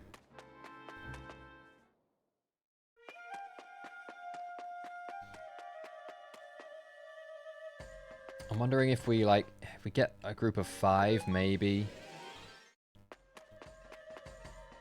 It's probably nothing. All that smoke on the horizon. I'm sure it's fine. I'm sure it's all fine.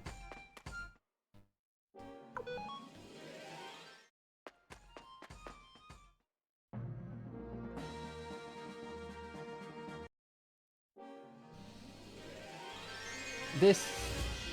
No, we out-level them.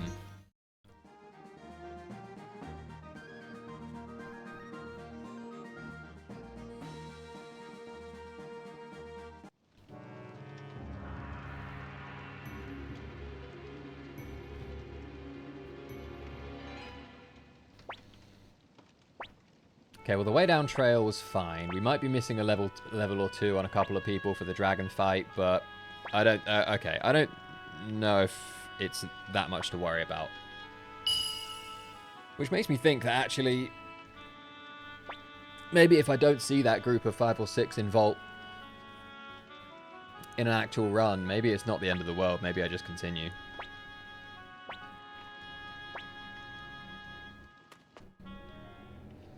Replace the surrounding trees with burnt husks, yeah.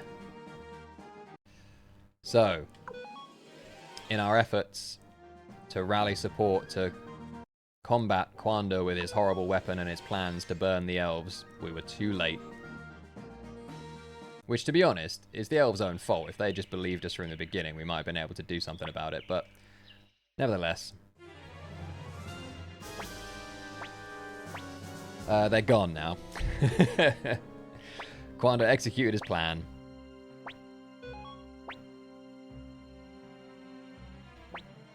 Round level 19 to get a second shredding for Gigantes. Yeah, second Kirkis shredding for Gigantes is another thing that might be an issue here.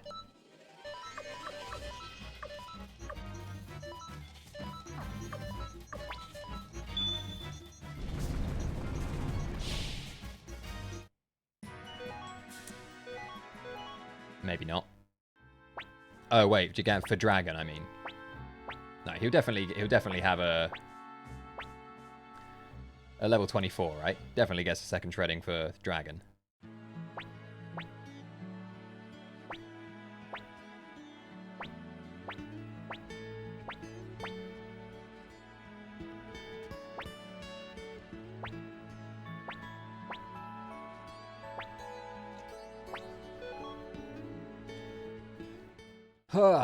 Okay. So there's also been something mysterious going on with the kobolds. The kobolds are all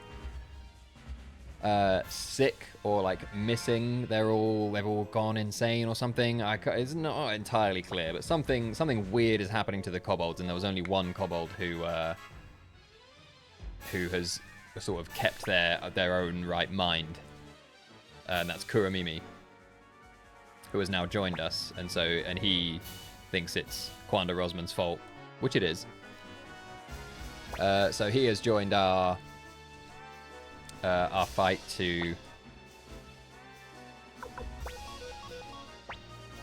our fight against Quanda Rosman.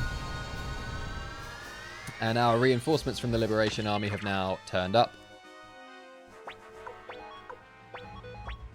And so we have launched an attack on Quanda Rosman's Panu Yakuta Fortress.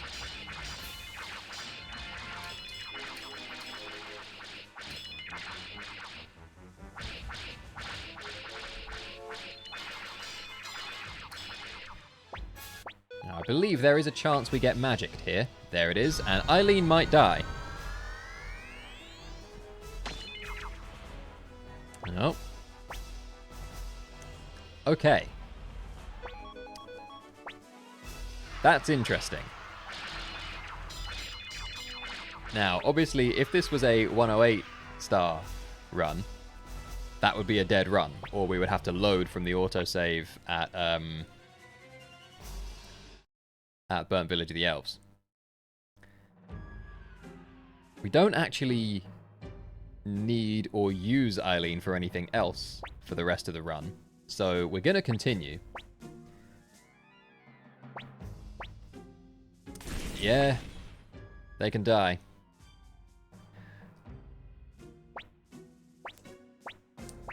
Did dead characters count towards castle level? I guess we'll find out.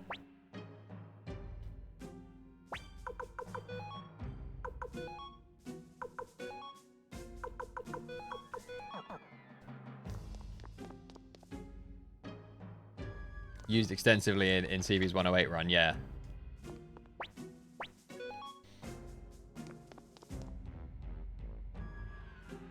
Oh, did you only use her for just taking her Earth Rune?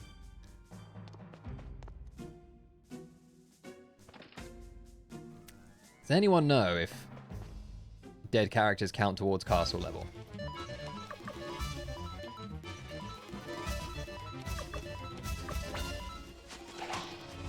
Now we want to see some crits ideally.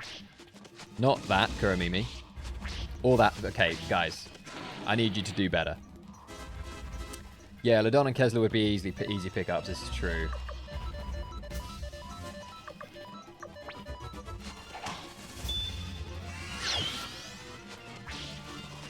Alright, well at least Kuramimi actually hit him, and so did Victor. Crit from Gremio, see? That's what we like.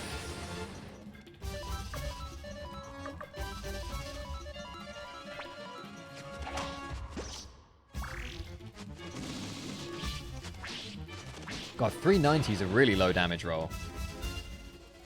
With the Wind Rune. Nope.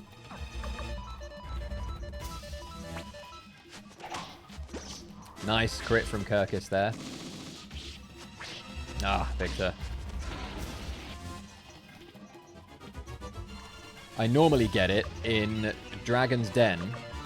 Well, in after the Dragon section, basically, I recruit Croots, which causes Fuma to appear outside. So if there's any chance that recruiting Croots will not cause Fuma to appear outside, then I need to get someone else along the way.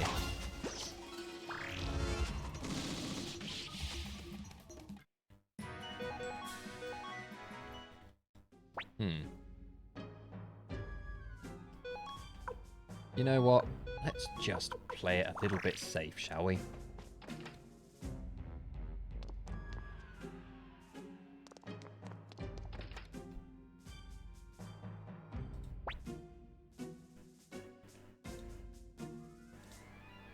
Now, I didn't open my duel guide for the remaster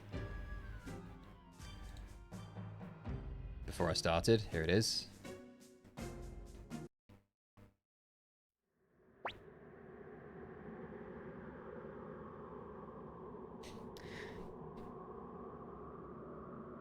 Fudge's Dragon's a star in Suikoden 3, but in this game he's not. Wonder why. No, I don't think anyone is, so I wonder if I should pick them up just to be safe. I think you can break through my impenetrable defenses. Okay, well that's obviously going to be a defend, which means I should attack.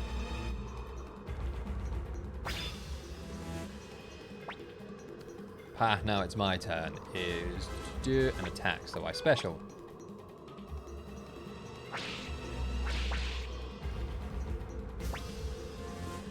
It seems I underestimated you.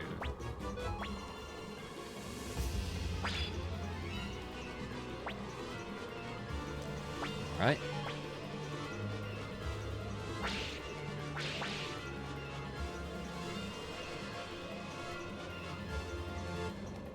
Although I'm kind of curious, because we kind of have an opportunity to do some science here. Because I know exactly, like, to the single recruit where my castle level goes from level 2 to level 3. And at that moment is when Fuma will appear at Dragon Knight's Fortress. And so I think I might not pick up anyone extra. And then if Fuma doesn't appear, I'll just take some time to Blinking Mirror somewhere, get someone.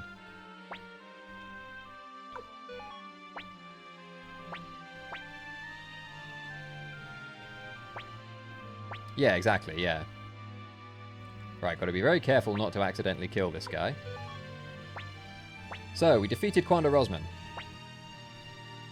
And it turns out he was being mind-controlled by Windy. The court magician Windy, Ted's arch nemesis from the beginning of the game. Wonder who the big bad actually is.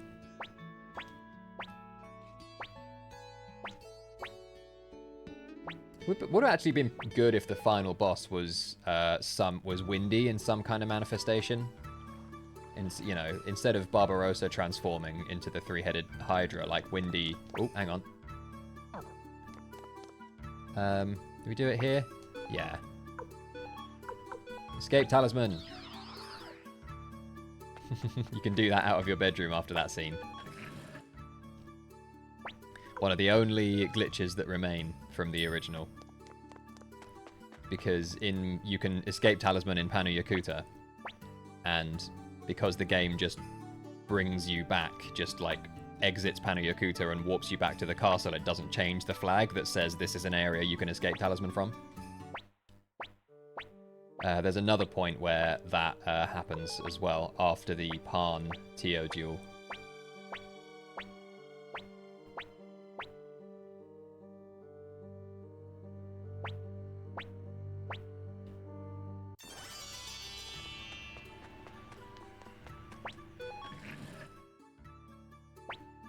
Or maybe Windy could have transformed Barbarossa, maybe. No, we have Vicky.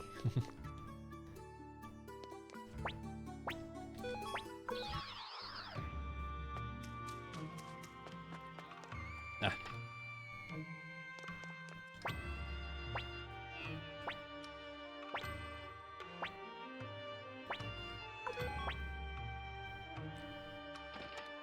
So, we defeated Quanda Rosman. Turned out he was being mind-controlled by evil villain Windy, after she gave him a rune. The rune burnt off of him after he was defeated, and he had a complete personality transformation, and so we were like, dude, we realized it wasn't you doing these evil things. Join our army, because you're a good general. And he was like, yeah, alright, sound. So we recruited him. We got back to our castle. 3 months pass, in which apparently nothing of note happened. And then we got there, and Flick, Sanchez, and Humphrey, who were the members of the Liberation Army we met back in the hideout in Lennencamp, have arrived at our castle, and we're expecting to see Odessa. Matthew broke the news that Odessa has died. Flick, who was in a relationship with Odessa, we're pretty sure,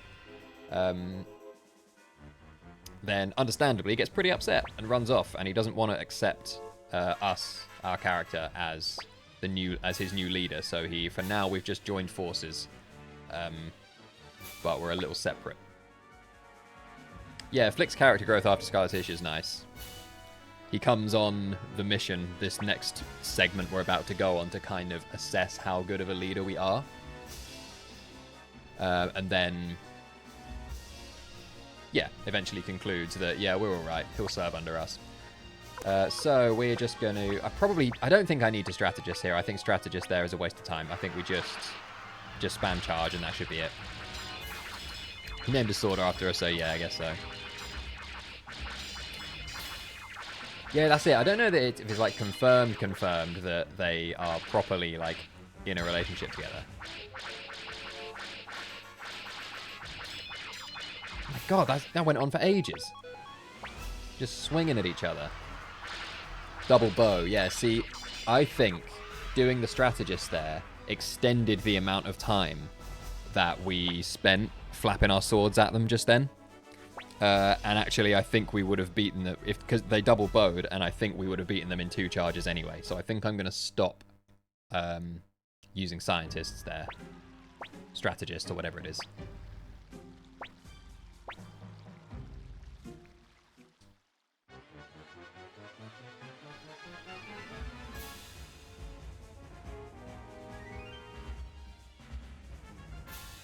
Flick's love for Odessa is a mirror of that at Hicks and Tengai. Yeah, I mean, they're from Warriors Village, so I guess that's just how men do relationships there.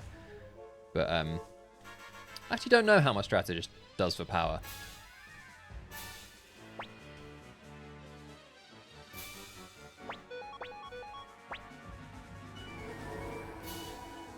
Yeah, if you set auto turbo, at the start of that Garen fight, you can get like a 2.5 minute break.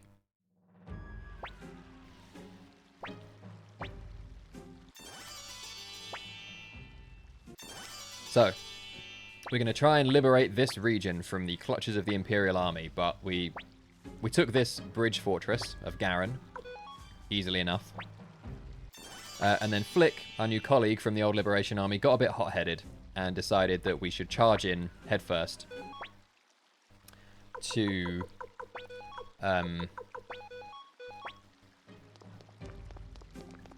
try and take the main kind of stronghold in this area.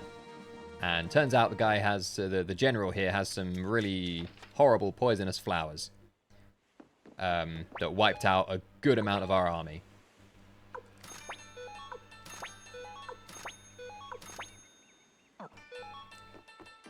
And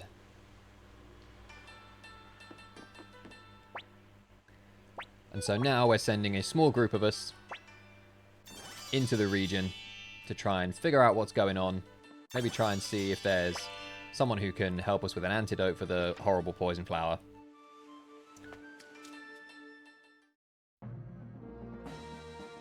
And Flick is coming with us to see what sort of a leader we are.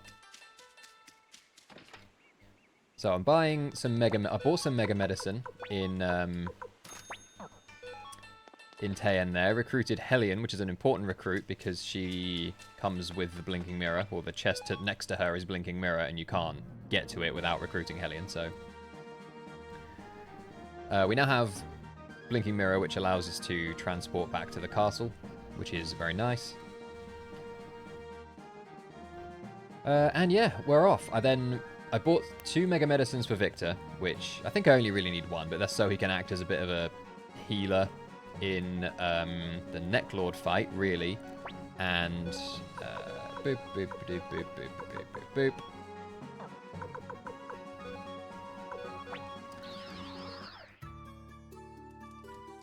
Oh, thanks, Space Coyote.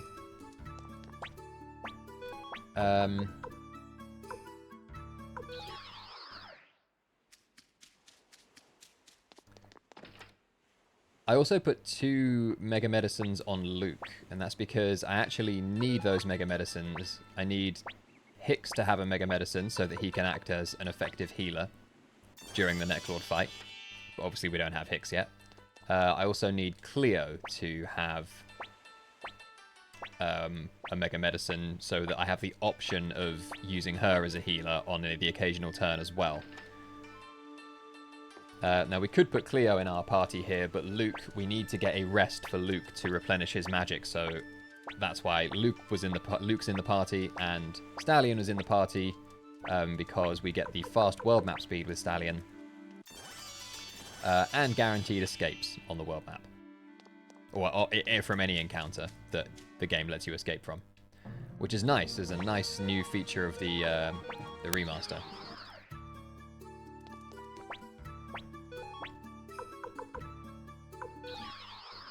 In the OG, we can recruit Hellion over and over again, yeah. That's true.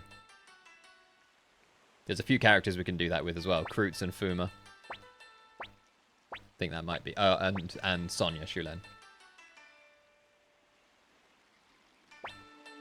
Hellion is used in this category. She's used for the Crystal Core boss in Seek Valley during the Dragon section. And she's used for the final boss. I guess Ain Guide and then Barbarossa final boss. And I think that's it.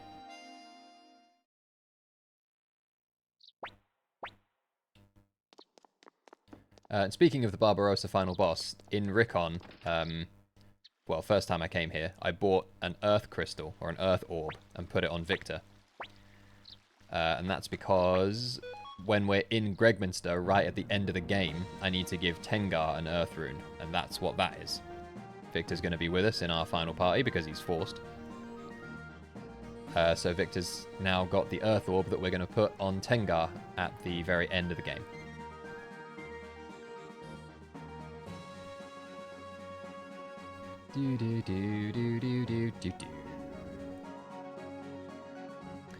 Oh, and also I should mention...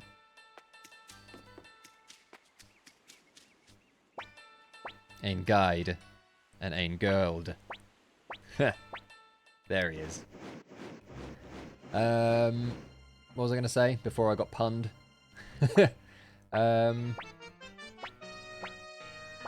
yeah, I transferred Stallion's escape talisman over to McDowell, which you might remember from the original. Stallion and Kryn have escape talismans that have an infinite flag, or like, you know, 1 byte's worth of use, like 255 uses or something.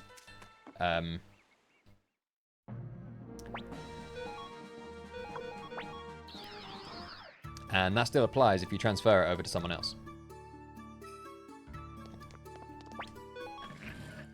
It's never explained how Milik got his dragon. We were theorizing about it on my stream the other day.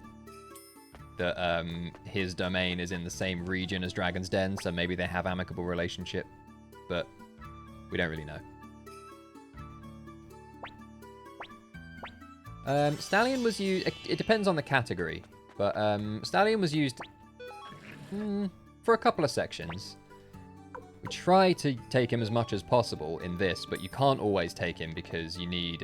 oh, wait, no. Forgot. I forgot.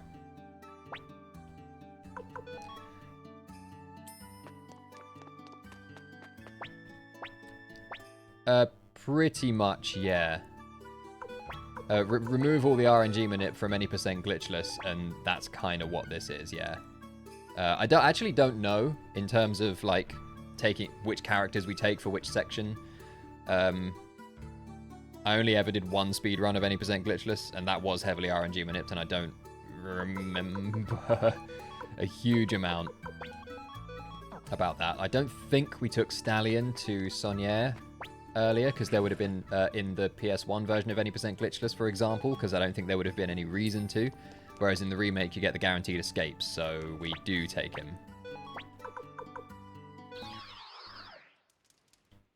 There might be a few little differences.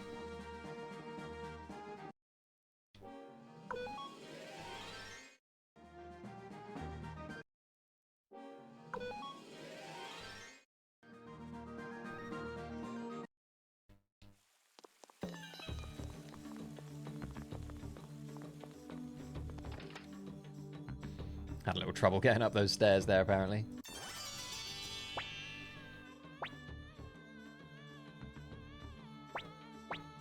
Is he? That would be really embarrassing if he is this whole time and I didn't know. I thought it was new in the remaster.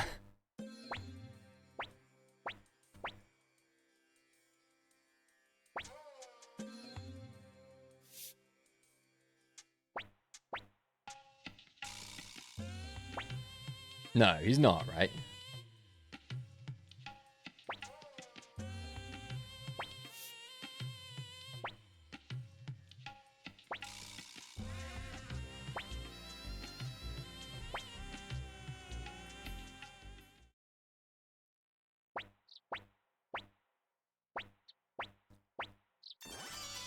Kind of feels like it should be, yeah.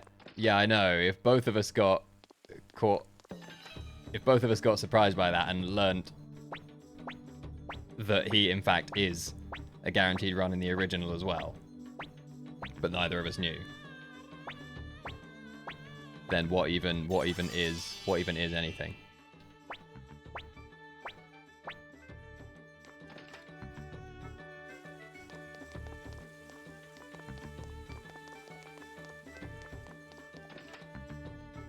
I don't think I've literally ever walked into this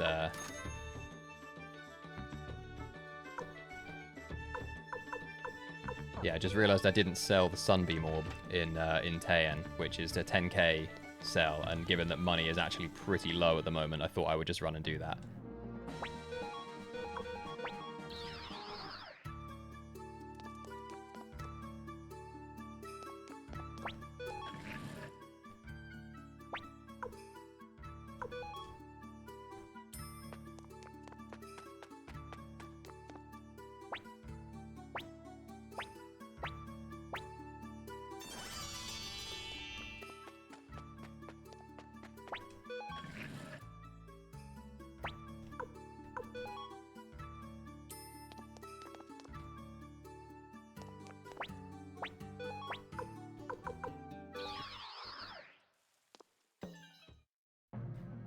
Now, I do feel like I've forgotten things.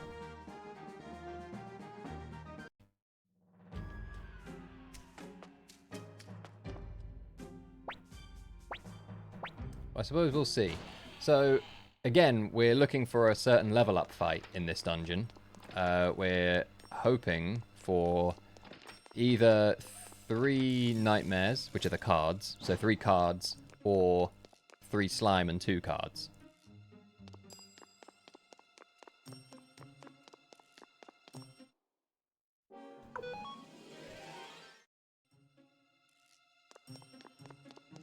Yeah, it feels like I've forgotten things, a familiar feeling, yeah.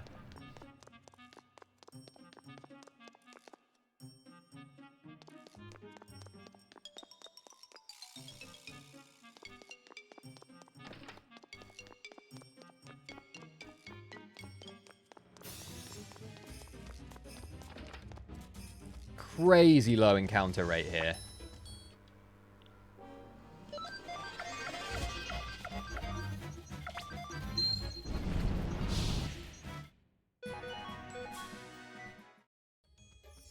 Okay. You're any percent PB where you use him in cave and got a failed run. Okay, good. Because honestly, if it turned out that Stallion was a guaranteed run in the original this whole time, and I never knew that, I feel like I wouldn't. I'd never show my face on the speedrunning scene again.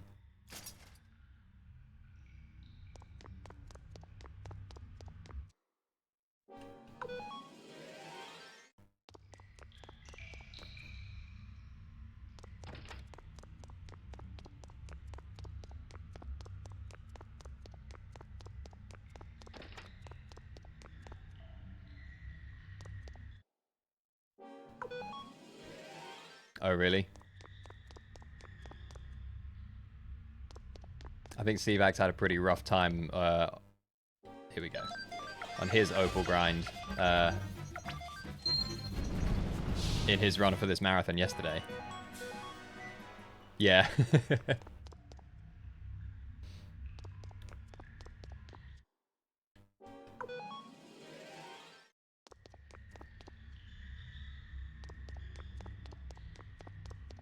I did see you were forcing it on this screen, which, like, you can go here and just run in this corridor and force fights. If you want it to be a little closer to the next cutscene, but I guess it doesn't matter too much.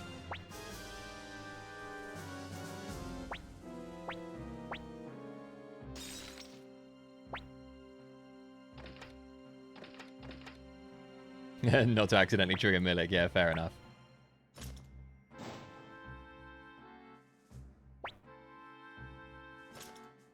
Ah, autosave strats. Nice.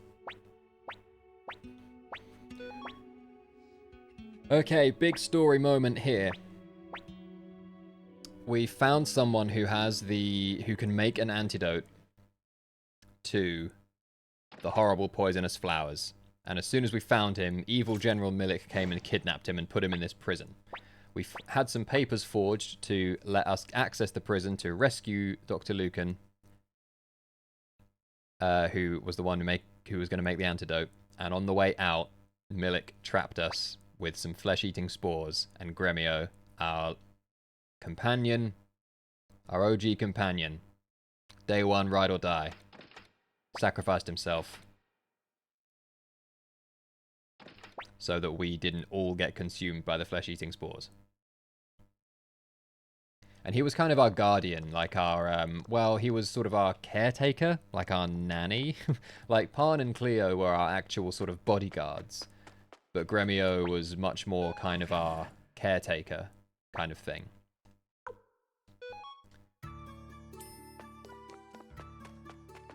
And his whole arc had been kind of...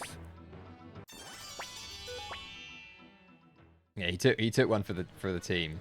Our BFF slash ride or die slash guardian, yeah.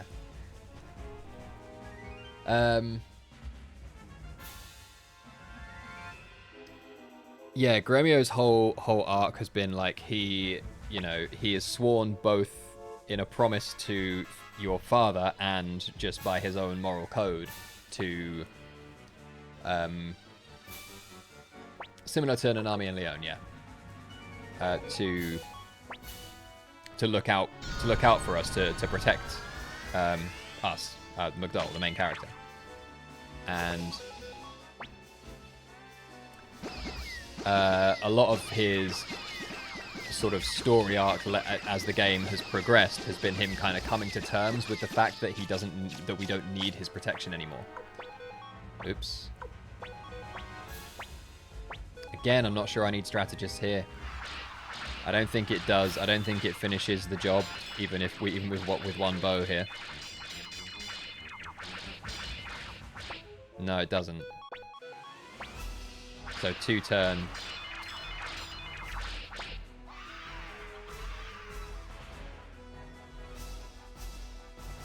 You know, all those people die in any percent runs. Coincidence? Perhaps. Do they share the same Star of Destiny as well? I wonder. It's all seeming a bit suspicious to me.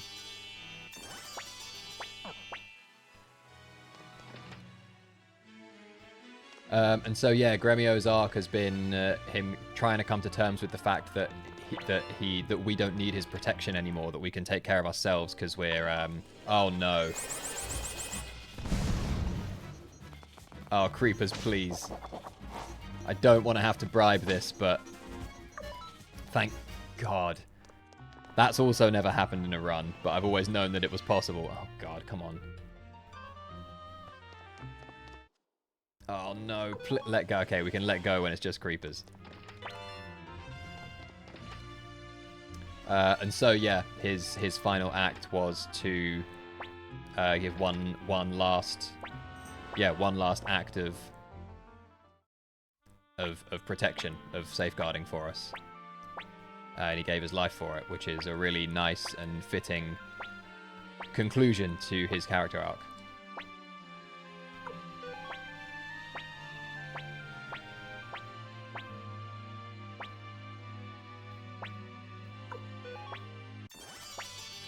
And similar to Quanda Rosman, Milik, the evil general who set the flesh-eating spores on us and had the poisonous flower that wiped out a bunch of our army.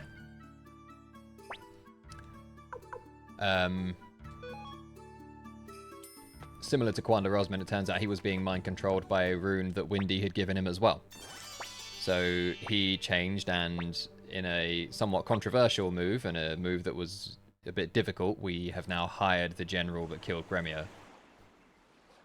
And the reason we're any percent, so we're not getting all of the recruits. So we could kill them, and you know the run would continue. But it actually, like, there's a decent amount of, like, you know, scene that continues when you choose to kill them or to not recruit them, to the point where it doesn't really save that much time, and they contribute to castle levels. And with Milik in particular, you get access to another use of magic in warfights. So it doesn't really make any sense not to recruit them. Now, speaking of conclusions to character arcs. Oh, no, not bow. Although actually, using bow here probably works just as well. How about if we do...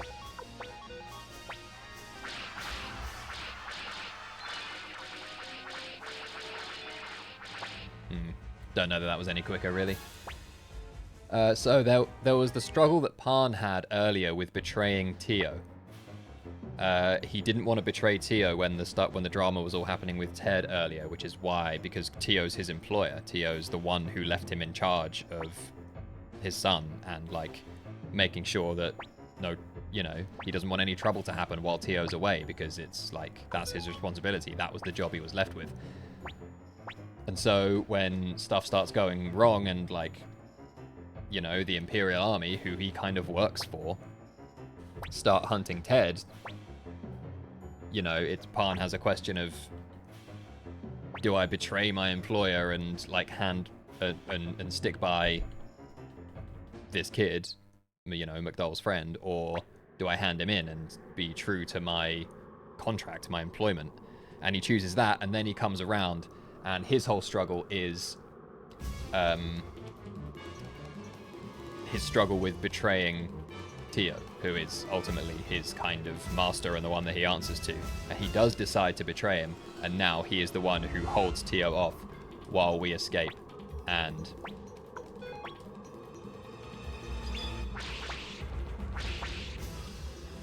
gives his life for it as well.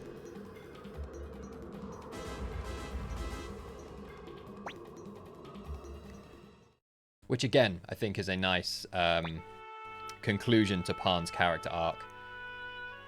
And I think kind of the canon way that the story is supposed to go, but you can win that fight and Pan can survive. You just have to beef up Pan a lot, sharpen his weapon a lot. You'd have seen it if you watched Sivak's run yesterday. I think everyone lost Pan there the first time they played through. I know I certainly did, and then discovered later that you can that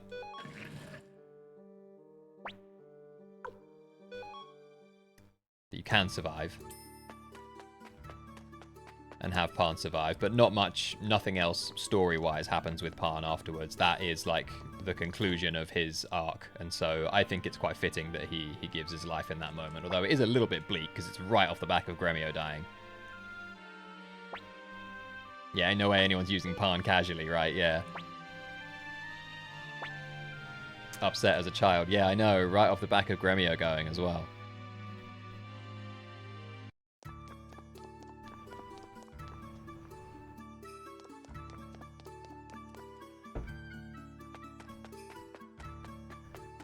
So, and that is our father's armored cavalry is bearing down upon us, is the big story struggle at the moment. We're going to use our little escape talisman glitch again here to reset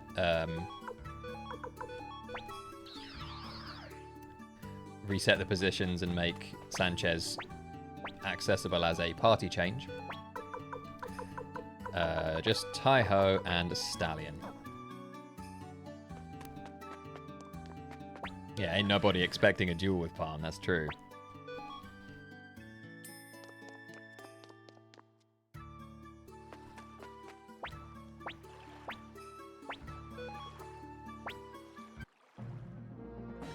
So, whoops.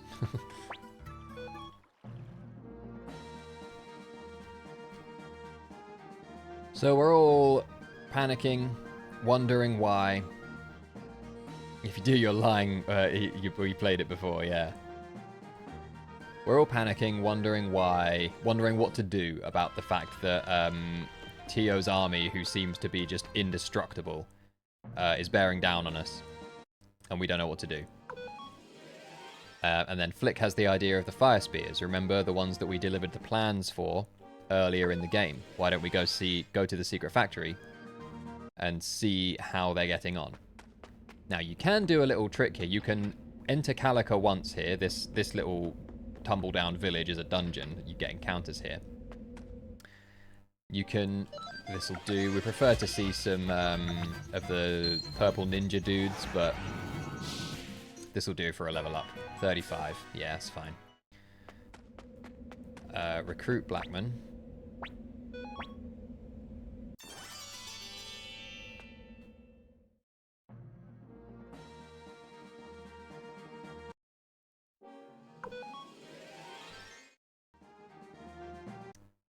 Yeah, so you can enter Calico once, exit, blinking mirror, and then teleport back there with Vicky, and she puts you on the other side, so you can effectively skip the walking through Calico as a dungeon if you want to. But I actually wanted to take a group of 4 as a level up fight there, so I ran through it. Didn't miss Pan after losing him the first time, till you learned you couldn't get 108 stars. Yeah. I know what you mean. Yeah. Because he betrayed you once and then betrayed the Empire. But yeah, and obviously because he is kind of almost supposed to die there, there's no other story events that involve him, so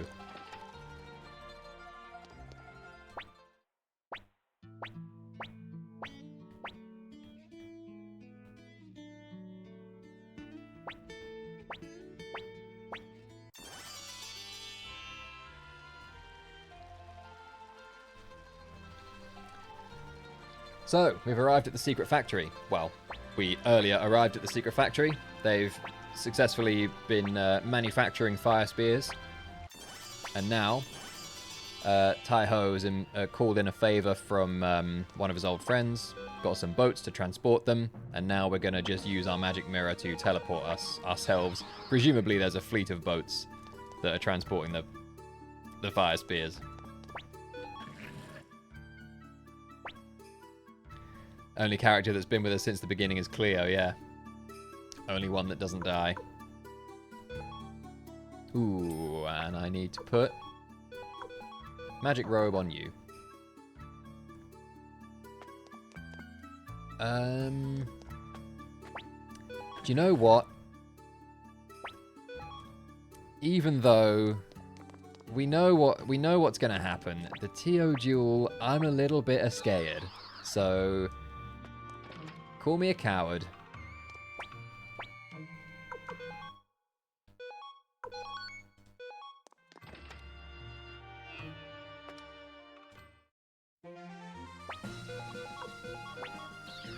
I'm just gonna run and save it real quick.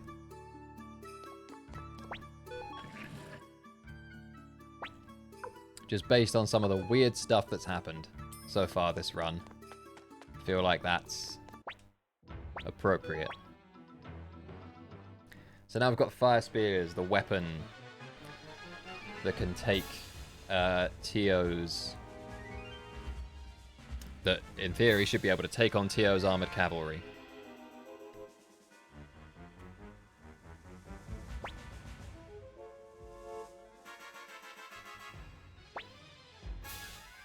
Tai-Ho just tells him we've got a secret weapon, which, like, fine.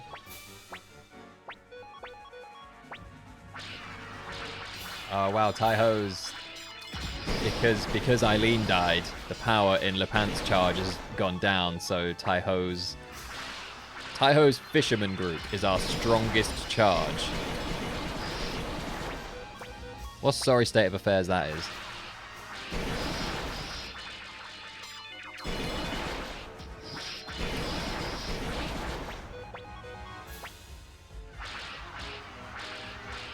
No, I don't think so. I think there's the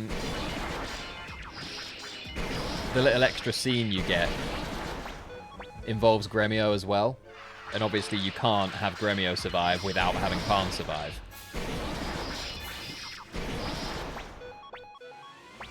So I think you just don't get that little extra scene.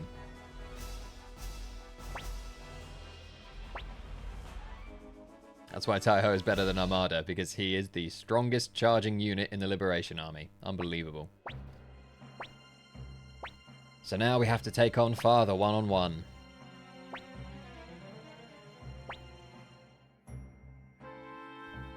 Journey to manhood.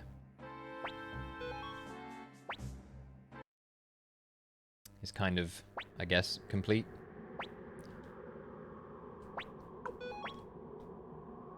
Oh no! He's really hurt. This is why I saved. How is he so hurt? What happened? Saw through my attack, did you? Oh god, he's gonna attack. Can we just special here?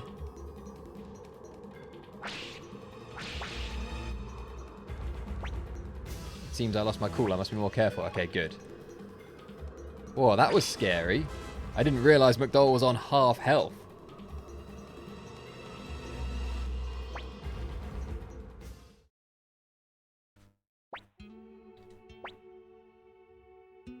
Why is he on half health? What's that from?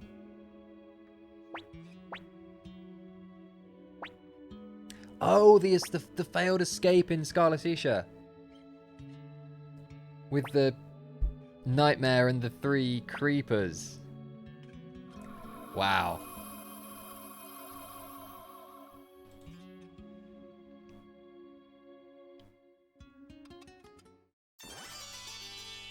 A little jingle as father passes away.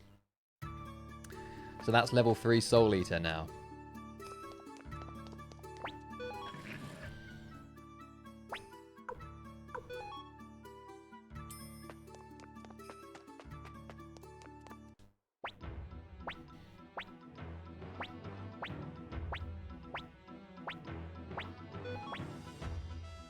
Now, Lepant has a suggestion to attack and liberate the Lorimar region, and we get here to discover that it's eerily quiet, and we don't know why.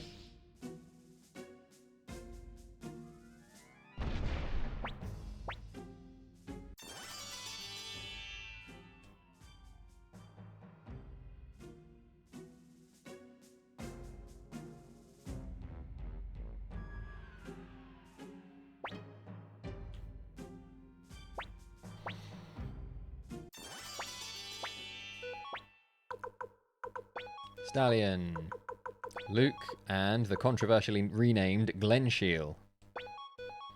That's Grenseal from the original.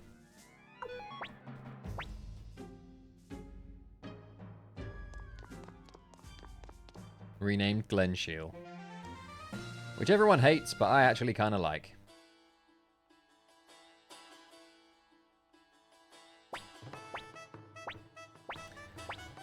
Now, here's another important thing I need to remember. I need to go to the item shop here to buy a lightning crystal for Cleo.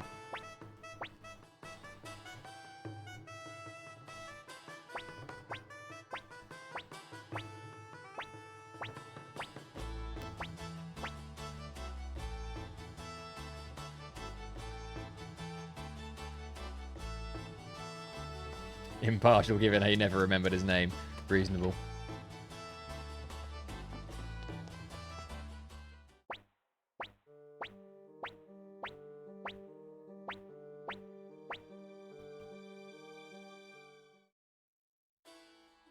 The fact that McDowell's on half health is going to help us for the Force Lost Necklord fight, though.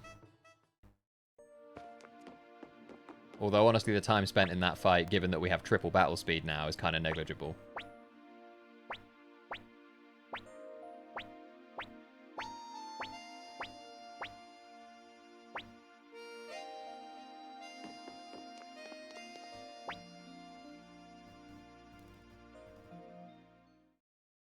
Yeah, fair. I guess he's not really a big deal character. He's used in the speedrun, and so we all noticed. Because he comes with a Thunder Rune. Which is good.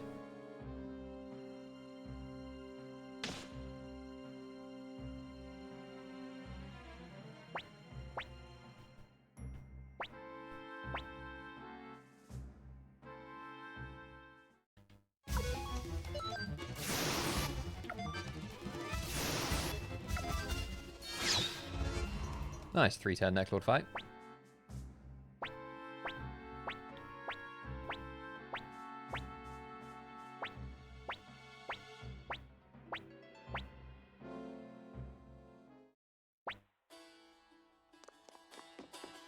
Now to the item shop.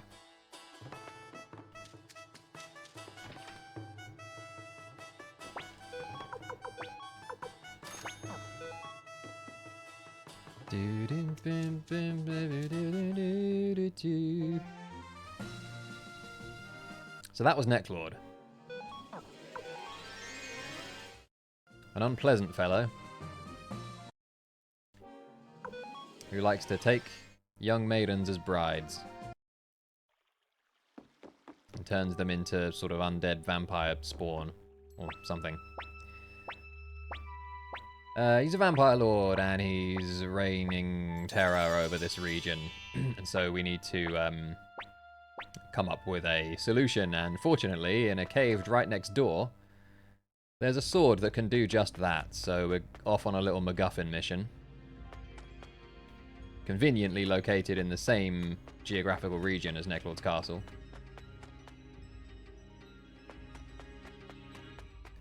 Also, Necklord's castle is like a massive structure. I mean, that castle looks like it has been there hundreds of years.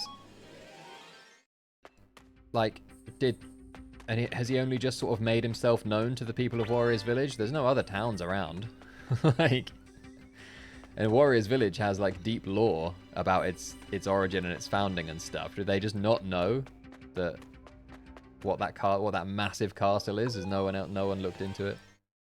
Anyway, video game logic. Now, ideally, we're looking for at least one group of 5 here. This'll do.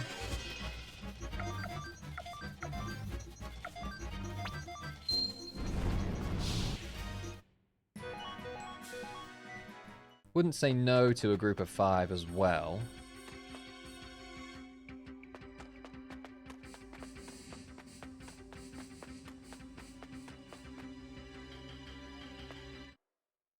Nice.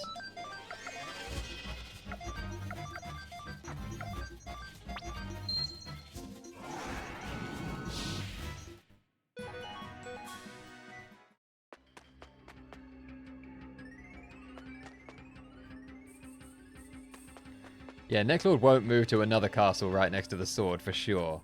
He wouldn't do that twice. He wouldn't make that same mistake twice. It's a pristine abandoned castle that Necklord conveniently found. Maybe that's it, yeah.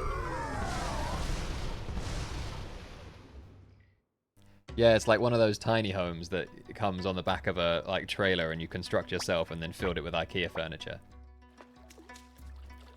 A pop-up castle, if you will. So we found the sword, and the sword's a bit grumpy, and it transported us over to this place, and we found this little boy called Ted, and we're like, huh? We know a boy called Ted, and he sort of looked like him. Wagwan. Que pasa?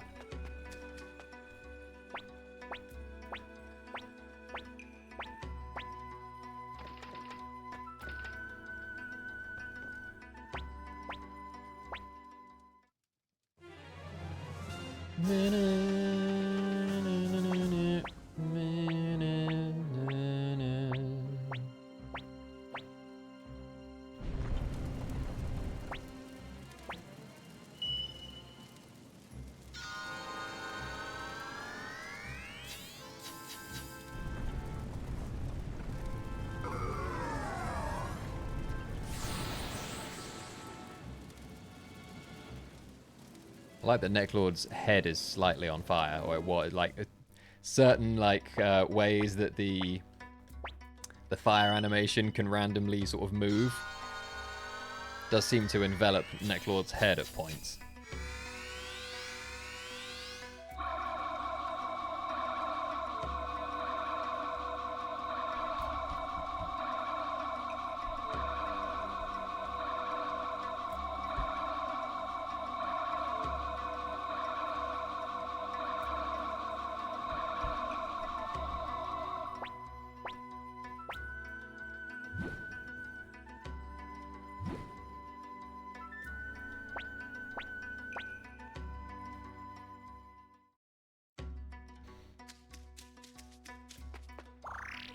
Little magic water there for a full heal.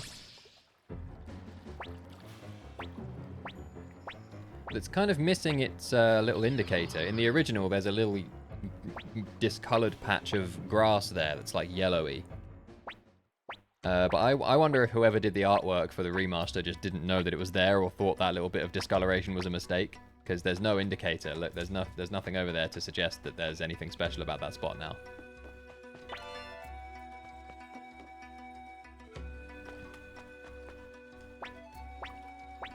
And picked up the Champion's Orb from that chest, which is very useful.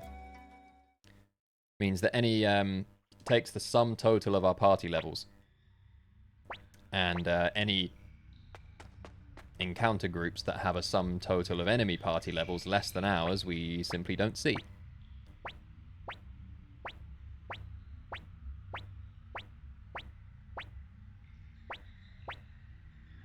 And we've got the sword, hooray!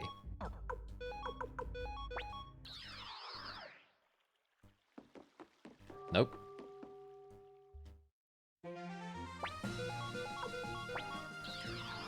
So we just got a little glimpse of how Ted got the rune there. How Ted got the Soul Eater 300 years ago. Windy and Necklord came to his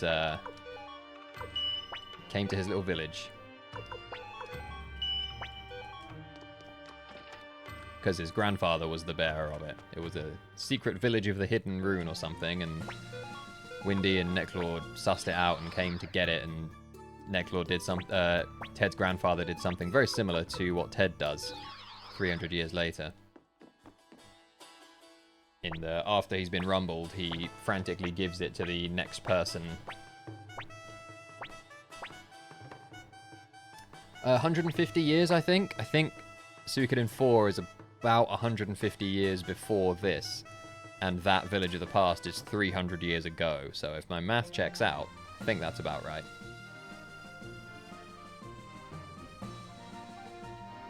The speed of the diagonal movement with Stallion world map speed is nuts.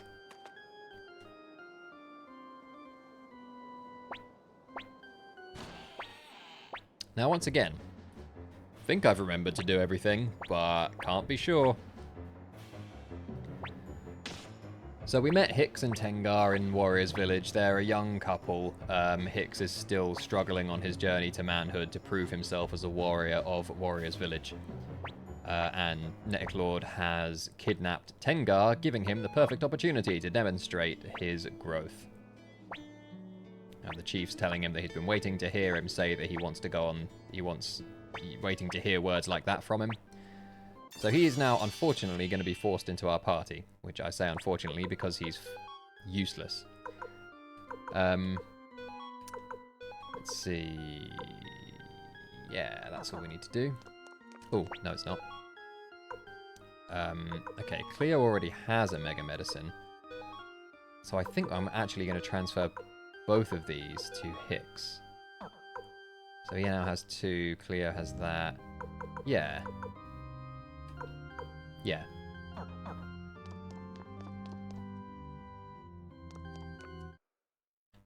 Ooh, very nice.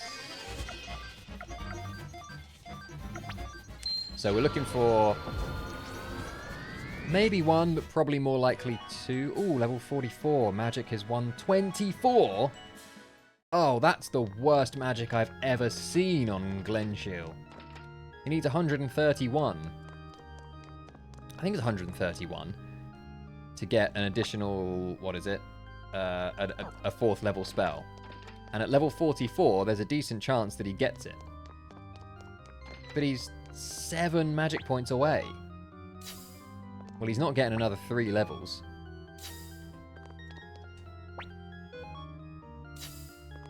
Yeah, that's... Unless I think I read that right. That's, yeah, the worst magic stat on him I've ever seen. Oops.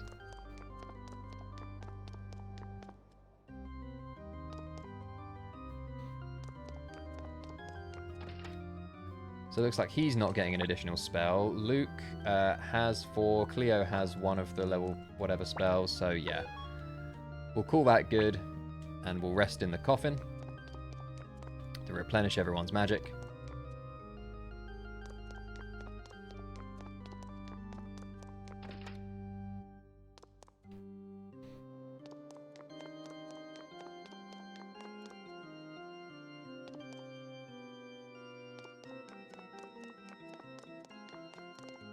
Insane Necklord's Castle, by the way. Only saw 1 encounter, and it was the exact encounter I needed to see to get the level ups I needed, and saw nothing else. That's nuts. Would love for that to happen in a run. In a, you know, PB attempt, I mean.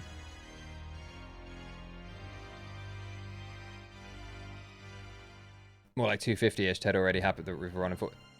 I think it's 150. I think that's the number I have in my head anyway. I think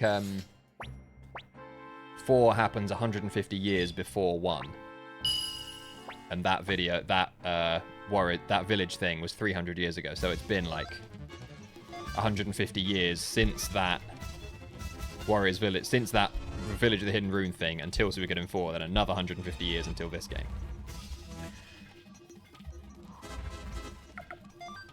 Right, so in this, in the original, you have to kind of waste a turn here just having everyone defend and having Victor attack. We fail a run in the speed run, fail to escape in the speed run because it forces Victor to attack anyway.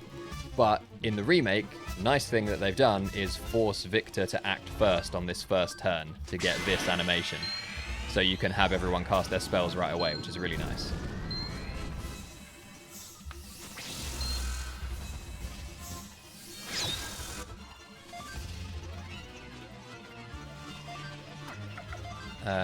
Black Shadow.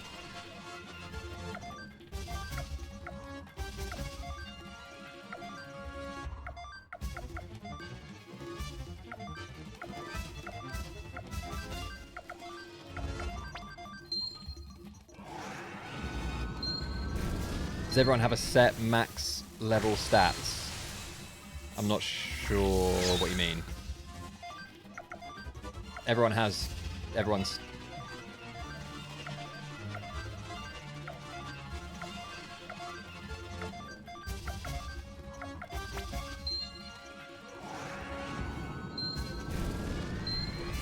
Yeah, the encounter rates are definitely lower in the remaster than they are in the original in a lot of places.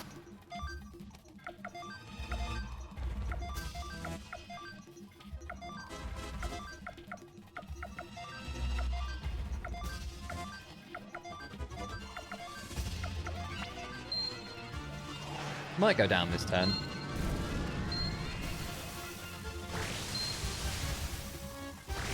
No.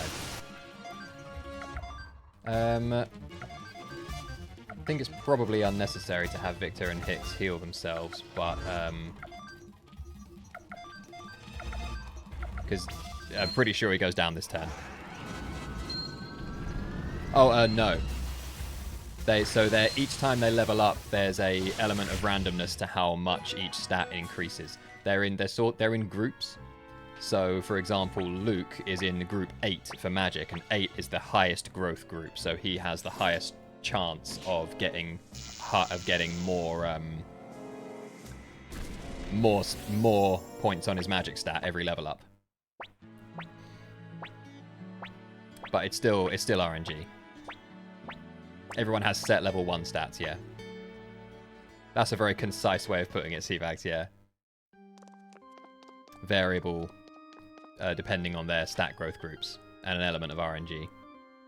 So even people who are in the same stat growth group, like, oh god, please. Thank you. People who are in the same stat growth group, like Tengar and Eileen, are in the same stat growth group for magic. But if you leveled both of them up to level 99, there's still an element of RNG for every level up. So it's very unlikely that they would end up on they'll end up on approximately the same, but unlikely that they'll end up on exactly the same number.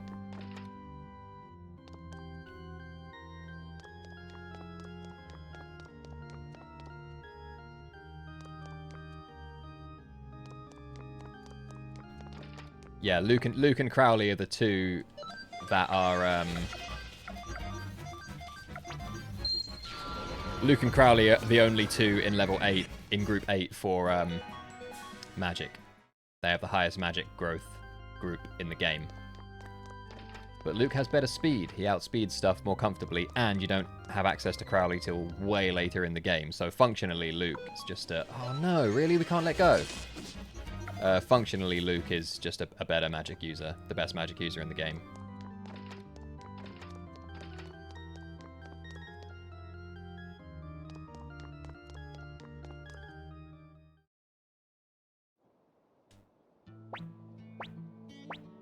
Alright, we defeated Necklord, hooray!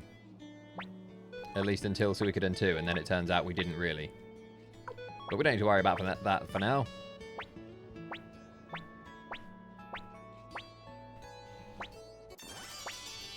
Is Luke still best for Suikoden 2? Honestly, I don't know. I'm not, I don't have the deep knowledge of Suikoden 2 in the way that I do this game. But, some people in chat might know.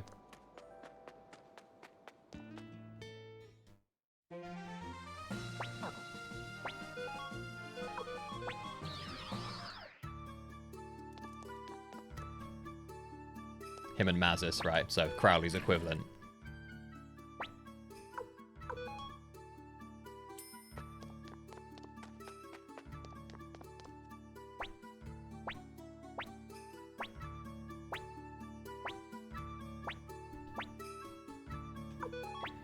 Alright, so liberated the Lorimar region without having to deploy troops, so that's good.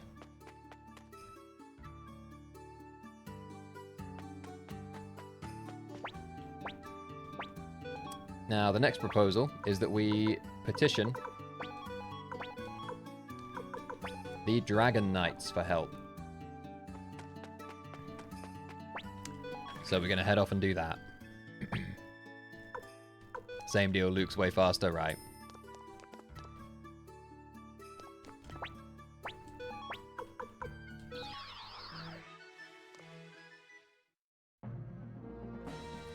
Now, we don't have a Champions Rune here, so we will potentially see encounters on this world map walk, but we should be able to let go.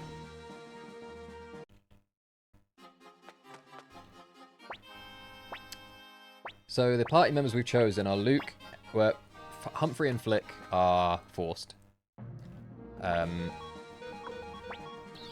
We've chosen Luke and Hellion, who I think it's pretty... reason for them is pretty clear. They're really strong magic users. There's a more specific reason than that that I'll talk about in a minute, but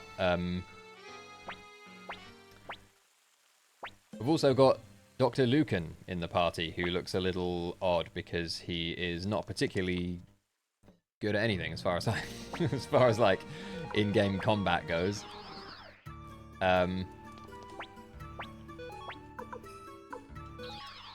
But he is going to turn out that the dragons are suffering from a sleeping sickness, which it's going to turn out that they've been poisoned. And we know someone who's good at curing poisons, and so we bring him preemptively.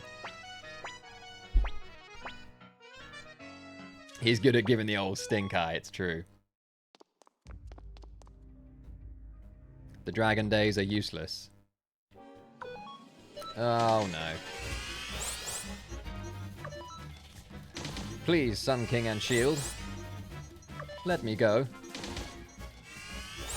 Stop.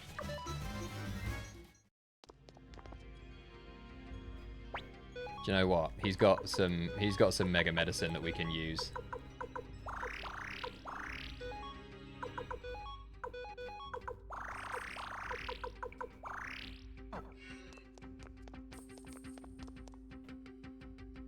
If we see a decent group, we might kill him. Ask and you shall receive. Oops. You don't actually need to use Hell here. Black Shadow works just as well, but with triple speed, the difference between them is kind of negligible.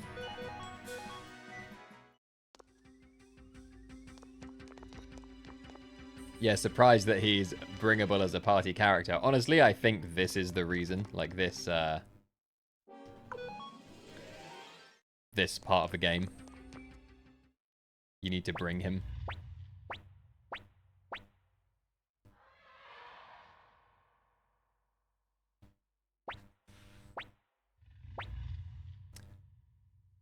So there's a boss fight in this section. We're going to have to fly over to a place called Seek Valley soon to get an ingredient for the antidote for the dragon's sleeping poison. And yeah, I'm going to fight the Crystal Core boss, and please.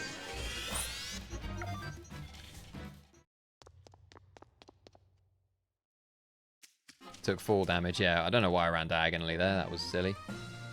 And it's weak to earth magic, is the point.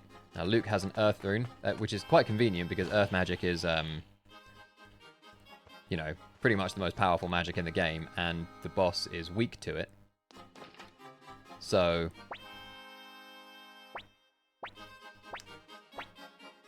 Luke has an Earth rune, Hellion obviously has her Mother Earth rune, and so we just have both of them spam Earthquakes at it is the strategy. With some physical attacks to top up damage. It's kind of an interesting boss. It's unique in that it has two phases. Both of them have... Oh, I was about to say how much health they both have then, and the number is gone from my head. 5,000? I think it's 5,000. Whatever. They both have an amount of health. If you overdo any, you kill the first phase, and any additional damage doesn't carry over to the second phase. Once it transforms, it starts at a flat, I think, 5,000 health. I'm gonna just quickly rest with this young lady, just because we took some damage. Not that that was probably unnecessary, but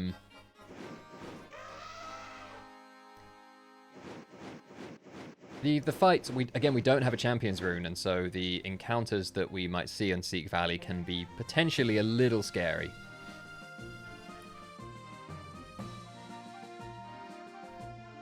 They're really healthy. Nice. Works because both Hellions in the party, and we use the spell Hell in the cave to level up. So this is us flying over to Seek Valley.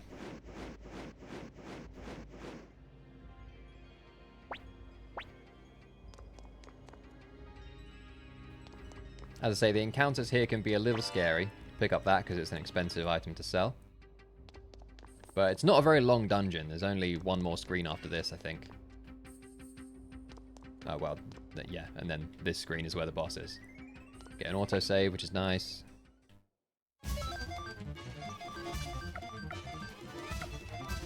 So if we get any crits on this first turn, we can cut, which we didn't. Okay, so we're going to have to continue to do all 3 attacks.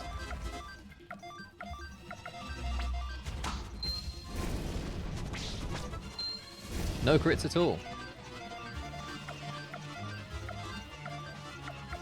So Hellion does not actually outspeed this, but okay, too little too late, Flick. But hitting it with attacks slows it down. It knocks it back in the turn order, so Flick and then Milia attacking knocks the monster back in the turn order, so which gives Hellion the opportunity to get her spell off before it acts, which is nice. So it only gets 1 turn, and it can only use the single target attack in its first form, which is nice because the attack in its second form is horrible. It's a big, horrible AoE damage thing, but we don't give it a chance to get that attack off, which is nice.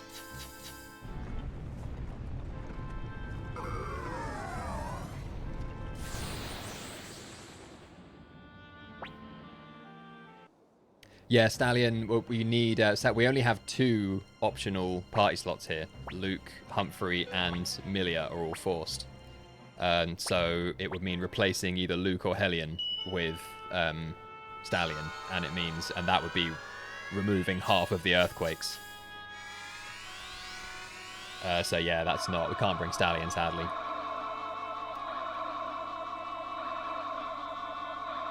Luke, Flick, and Rena are probably all top 5 magic growth, and they just get given to you super early in 2. Wow. I'm actually, I can't wait to start running 2. I'm doing a casual-ish run of it on my channel at the moment. I'm doing hard mode and randomizing my party members, so using a wheel, a spin the wheel type thing to randomize the party members for every encounter, and that's fun. I did Luca recently, and that was crazy, with 3 completely random parties. So I'm getting towards the end of that, and then my plan after that is that I do want to actually speedrun 2, because I've been speedrunning the first game for so many years, and I've always had in mind that I would like to do 2, and the rest of the games in the series really, but particularly 2. And now that we've got these remasters, it seems a good time to jump on it. So I'm excited to finish my my hard random party members playthrough, because it's a bit of a challenge in and of itself, but also because after that I'm going to start learning. The join us, one of us. Yeah, that's the plan. I do want to start learning the speedrun after that. God, we're closing in on the 3-hour mark already. That's bad.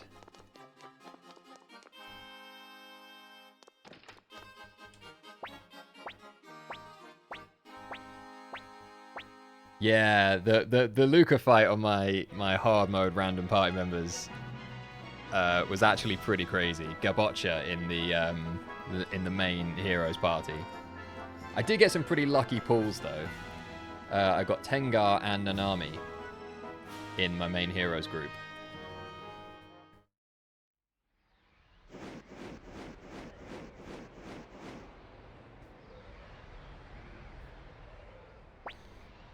Oh my god, and I was convinced I was going to die on the duel, and because I didn't have a duel guide or anything. Yeah, and I got down to like basically 1 HP in the duel from Luca, and I was ready to flip the table if I lost on the duel. But then, thankfully, yeah, it was good fun.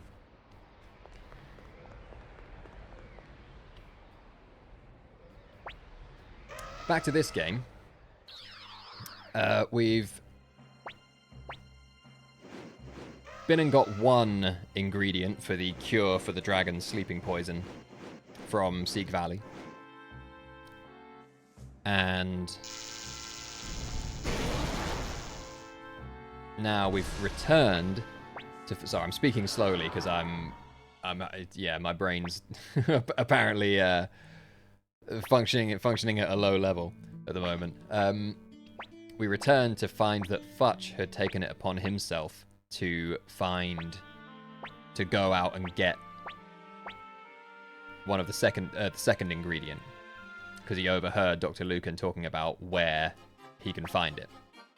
And it's in the gardens of Gregminster, which is where he just flew to.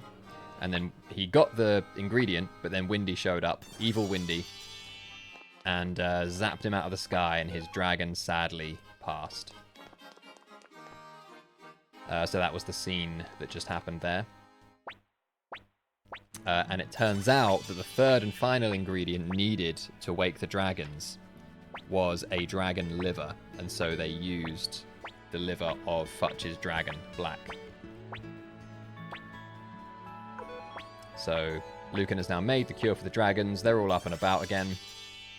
Now we do our science. Now Fuma should be outside. If Fuma is not outside, that means that dead characters don't count towards castle level. Okay, dead characters do count towards castle level. Science successfully scienced.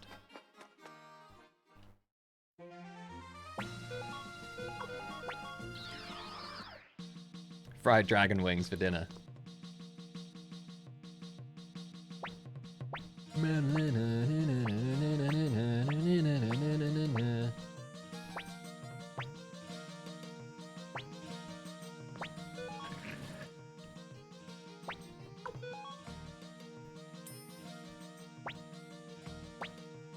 Hypothesis proven. Thanks, science.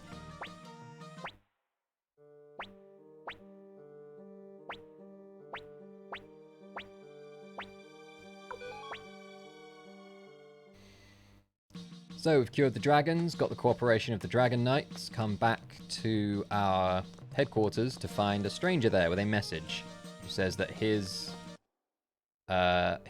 master, Commander Warren, who is a wealthy merchant or wealthy important nobleman of some kind, has been captured by the Imperial Army and being held in the castle fortress of Moravia, along with a certain Victor, who left us briefly, he only intended to leave us temporarily after the Necklord section to go and deliver news to his hometown that the Necklord is defeated.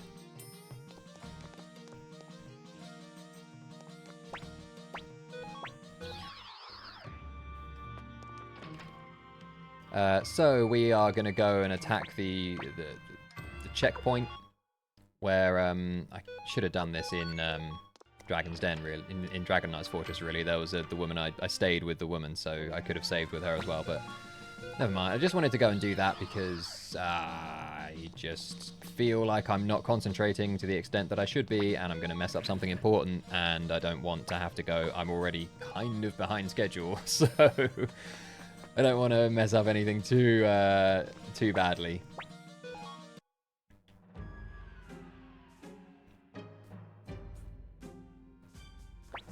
Yeah, we recruit Fuma so he can sneak in and burn Sonya's stone fortress on a river. Stone fortress with water flowing through it. Burn it with fire. It's a genius plan. Well done, Matthew. You truly earned your reputation.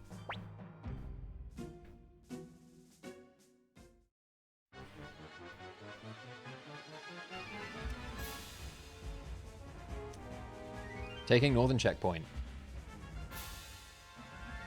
Fuma did show up like normal, so we, I believe, have now confirmed that dead characters do count towards castle level.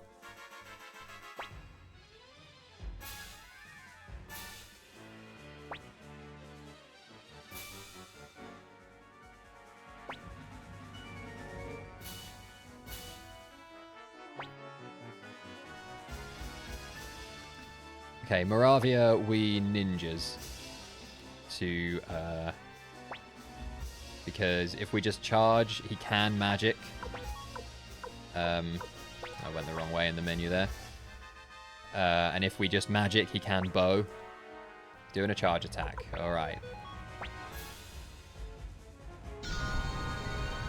And yeah, we really, we've been able to continue after Eileen died in one of these fights. If Luke dies in one of these fights, then we're really boned, and we will need to load a save if that happens, because Luke is a very important party member for several remaining segments.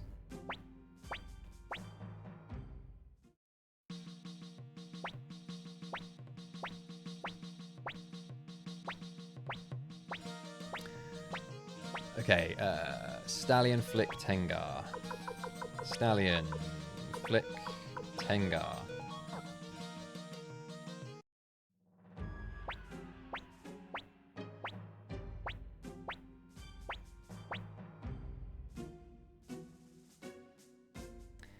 Might be able to salvage it by using Eileen instead. Yeah, that'd be tough. Well, you'd need to get a lot of levels for Eileen. And, rely on her getting... Well, I guess she would only need 4 level 4 spells, which is achievable.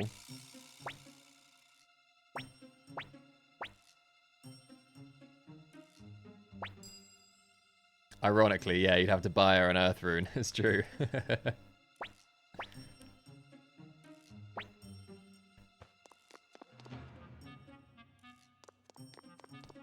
Another expensive item sell pickup there.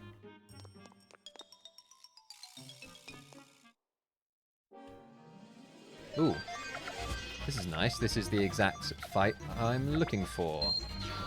Ooh, McDowell outspeeds the ninjas. That bodes well for his speed. Wow, he already outspeeds Sonya. And with one more level? Level 51. He needs a good magic growth on one more level up, and then he'll have 2 judgments. McDowell's speed is kind of crazy, though. He was already at 161 at level 49, was that? 160 is the speed number we look for. I don't think this is going to do it, but I'm going to just see a Crin.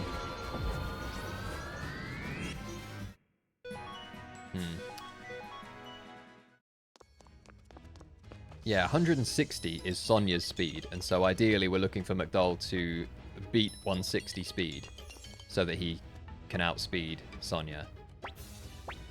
Although, it honestly, without RNG manipulation, it really doesn't matter that much.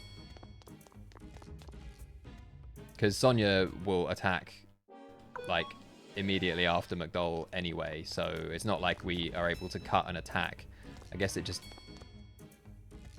Yeah, to be honest, it actually really doesn't matter whether he outspeeds Sonya or not. What really matters is whether he gets a second judgment, a second level 4 spell, which he does not have. So the Sonya fight is going to be a little bit spicy.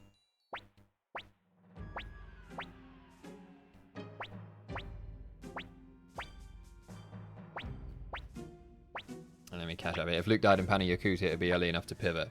Yeah, but he wouldn't die there because you magic turn 1 and it's guaranteed to be Quanda's. Yeah, true. So he will never die in Panu Yakuta.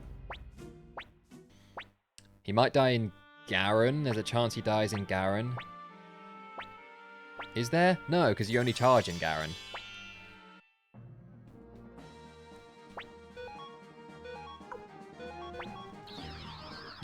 You'd pivot to Eileen, but yeah, she sadly. Seika.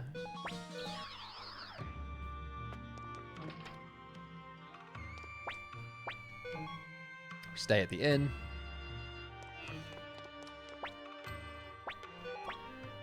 Recruit Marie because we're going to need to just stay with her briefly. Stay with her after the Sonya fight.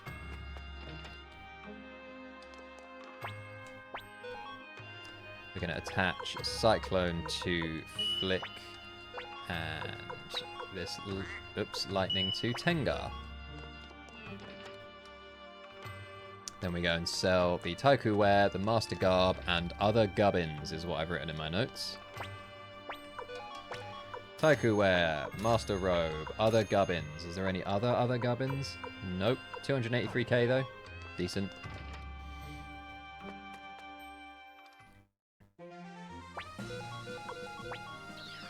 Do do do do do do do do.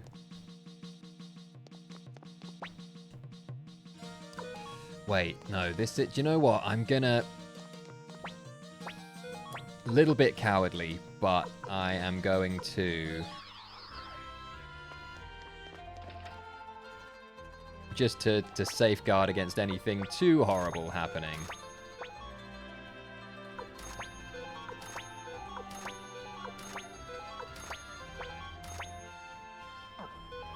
That should do it. I'm going to hand some of those over, but Tengar's going to be with us for the Sonya section, so I want to put a few on her as well. I'm going to hand them over to Cleo, Luke, and Glenshiel.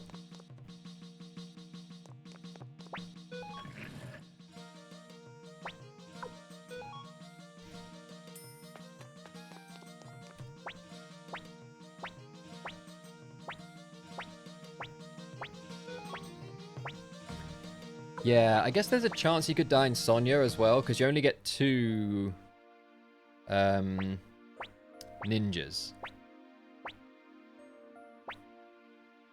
for Sonya. And she does have a lot of charges, so it kind of makes sense to be using magic. But... And you... Well... You get an autosave right out... Oh no, that's after the war fight. Well, we'll see.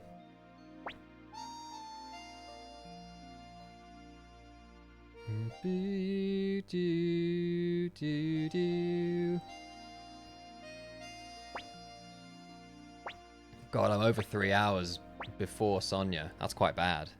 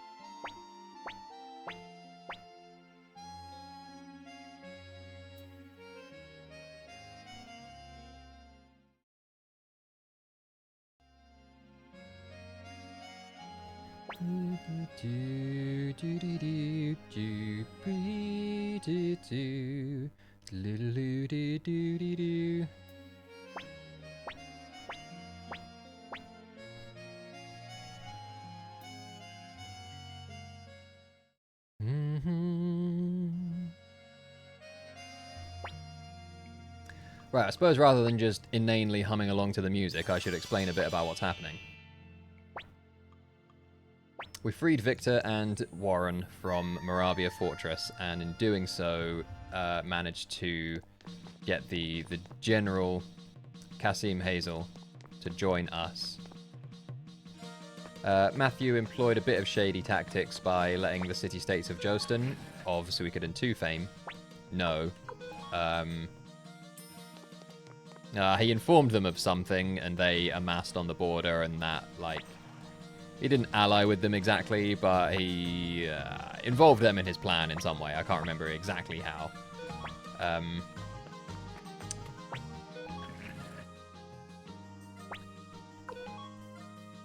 But, point is, we liberated the Moravia region. And... we now have Kasim Hazel, so... He claimed the Empire was going to attack them, right.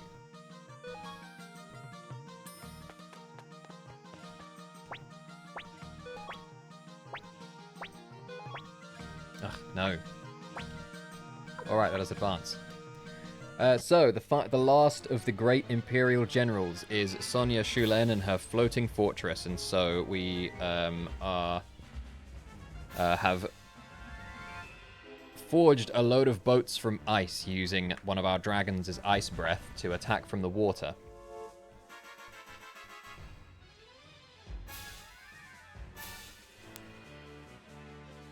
Elevator not having its own separate room. It doesn't have its own separate room in this. It's just part of the main room. Well, I guess it on the ground floor. You mean? On the ground floor, I guess it just has its own little entryway, and then you have to go down again to the basement.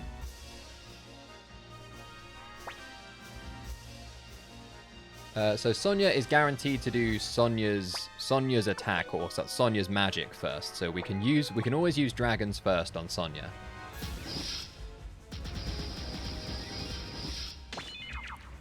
Then we are looking to the ninjas for guidance. A charge attack, so we can use magic. We'd actually quite like to see Bow, because I think she only has one bow in her pool of moves. Bow attack, nice. So now we charge. And I think this means... I might eat my words, but I think this means that we're now safe to spam magics until, for the next couple of turns at least.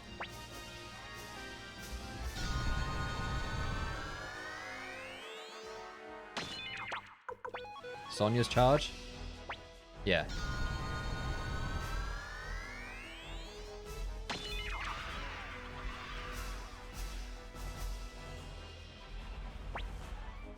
So ideally, we want to see Bow in those 2 turns where we're using ninjas. So that we know we're optimally using a charge against a bow. I don't think you get an autosave there. I might have missed it, but it seemed like there was a long black screen before Shahrazade showed up. No, I still have not included in my notes who I bring here, but it's Cleo, Luke, Glenshiel, and Tengar. Yeah, I don't think you do, which is annoying. It's like the one time you if you came back, you would, yeah. Also, notice how far from the edges of the screen these screen transitions are. Of course. I should have just bribed. Whatever. Take my 42,000 potch. Look how far from the edge of the screen the transition is. That's the case in quite a few locations in the remaster, because obviously the screen is much wider on the remaster, but I think they have to keep the screen transitions in the same place.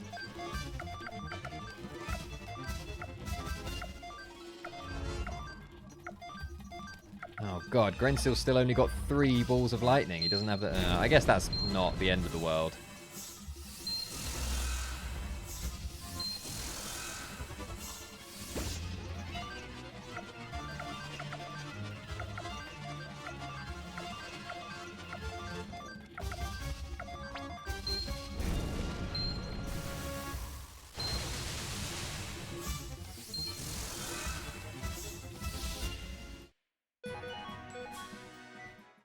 Sonia's clam. So yeah, Victor, the plan is we infiltrate this, we've beat her army, and we need to run in here, shut off the flow of water.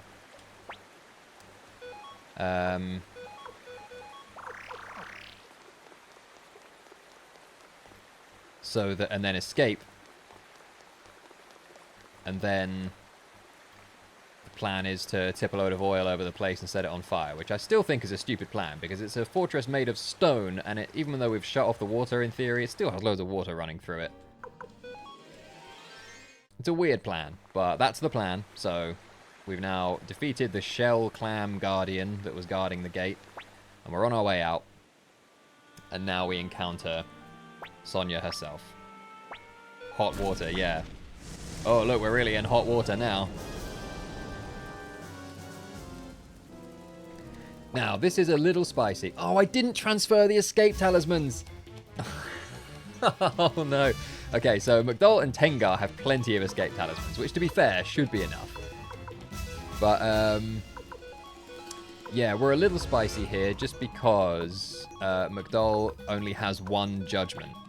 So, if Sonya does her big AoE attack on both turns, things could get dicey. Okay, good, we're fine. If she does even one of those attacks, then, like, one of those single target attacks, then, like, it's all good. But if she does double AoE, then things get a little...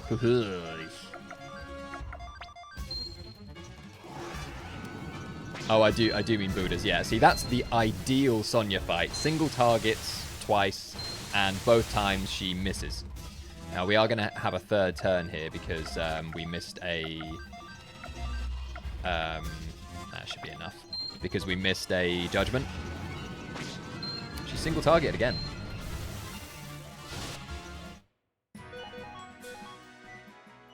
Oh, we didn't get a single AoE attack, so all those sacrificial Buddhas were unnecessary. But I guess we've bought them now, so I just need to transfer them in the party menu to the other members of the Gregminster team, which is actually going to take longer than just buying them from the shop, so egg on my face.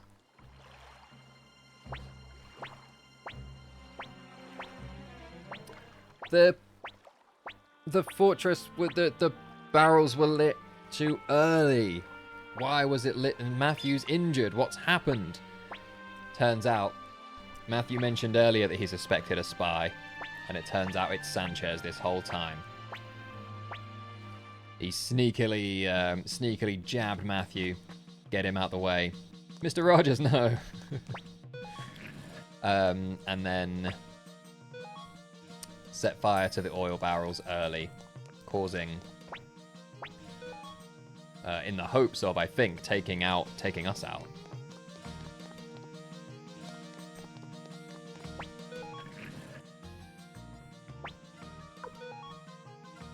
It's Fuma.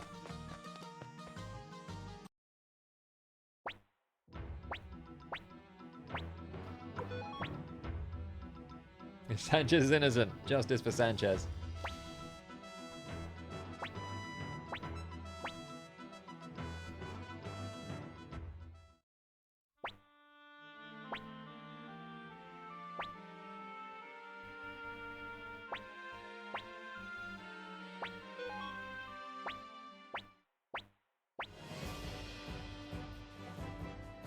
Yeah, why he's just conspicuously missing from the stone tablets. It would take, you have to be pretty observant to, like, notice that. To notice that he's not on the stone tablet. Unless you're, like, playing with a guide and you notice that he's not there. If you're, like, looking for everyone. I don't know.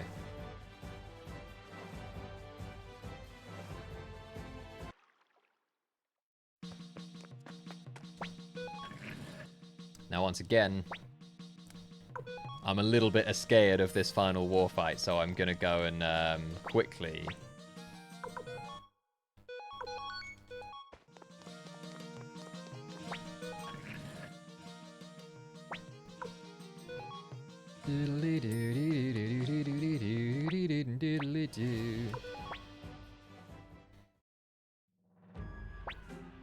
Alright, final war fight. Assault on Gregminster Palace.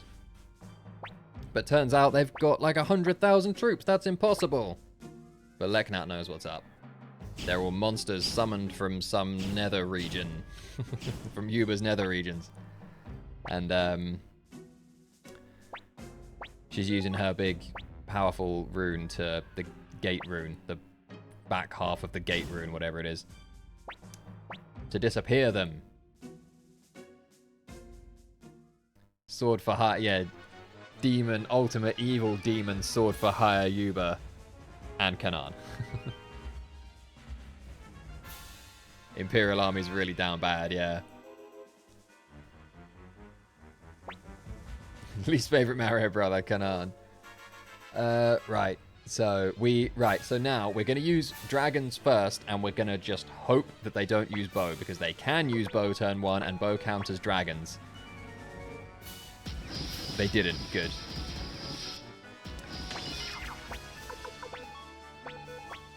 So ninjas turn 2. No way, woof. Yeah. Charge attack, so we can now use magic. They always use Yuba's charge on turn 3, so we can use magic again. Then we ninjas.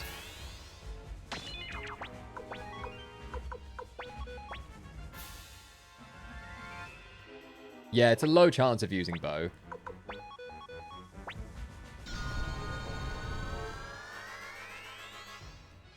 So I think strategist might not have been necessary. I think they're going to bow now. No, the magic. Damn. Alan, no. Alan was injured in battle. Okay. Right, here we go.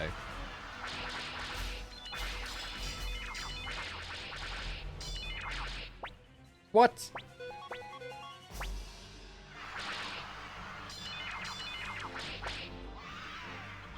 Victor's unit charged, and I bet just missed. Just swung his sword around and just missed. Because that's what Victor does. Alright, got through the final war fight. Still have Grensealery, or Glenshiel, as he's called, in this one.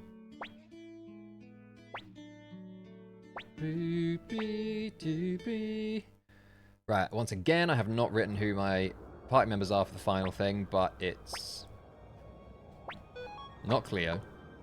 It is Luke, and it is Hellion, and it is Tengar.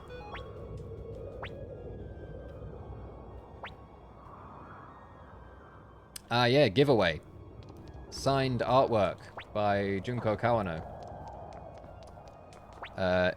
In a giveaway, enter at the link below. Names are being finalized after the Golden Hydra.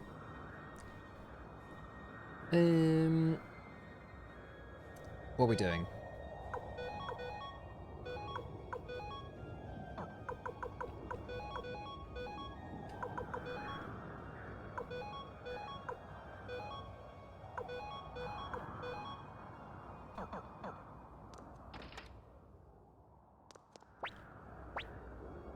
Okay, now I think we just need this.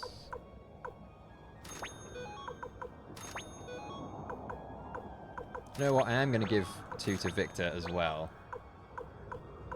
Just in case his attacks end up being meaningful.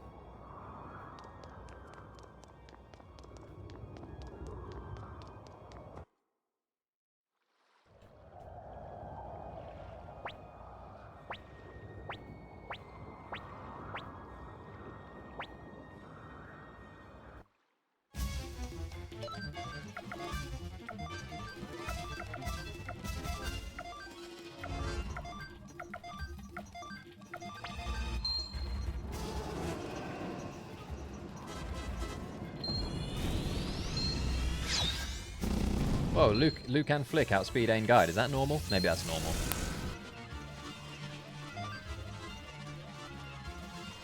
Damn. Luke and Hellion. Is that normal? I don't know, but they've got Buddhas, so it's fine.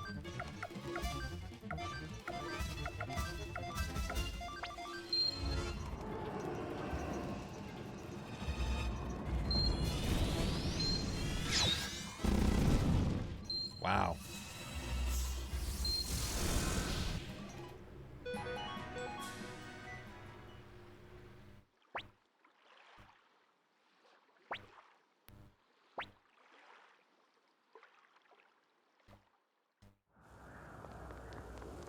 Alright, that's Ain Guide. Who, I hear you all ask? And that's a great question, is my answer.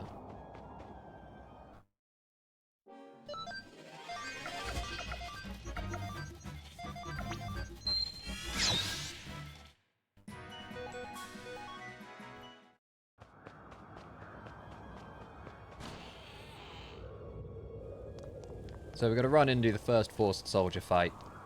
And then we need to run out. And we're going to dash across to Rockland, because while all the other shops, while the item shop, rune shop, armor shop, are all intact and working in Gregminster, the inn is not. So we have to run here, rest.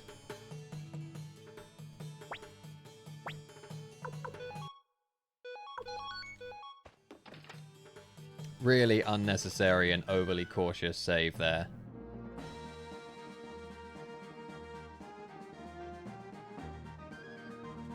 But you never know what might happen. We might encounter a horrible thing that we can't escape from on the world map, for example.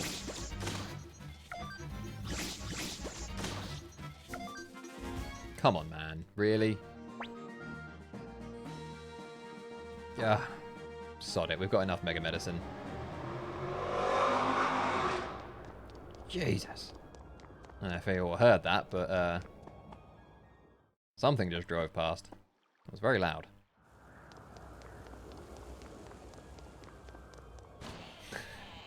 Right? Yeah, so you did hear that. Yeah, Stallion just went running by. That was mad.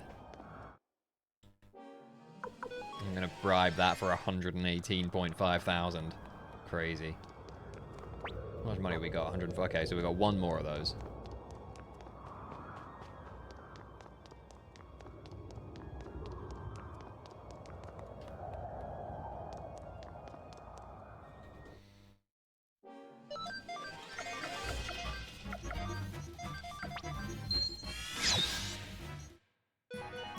Storm is a nice quick spell animation to deal with these. Now the next two fights after this, in the original, you can walk around their loading zones and just skip them. They're like their trigger points. Like you can just sort of walk around like that.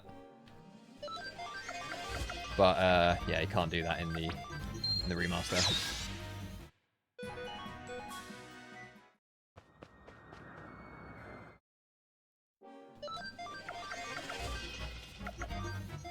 And this is the last of our storms. I've done the thing again. I've done it again.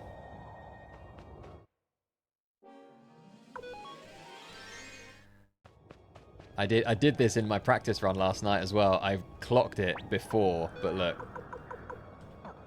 Tengar still has her lightning rune.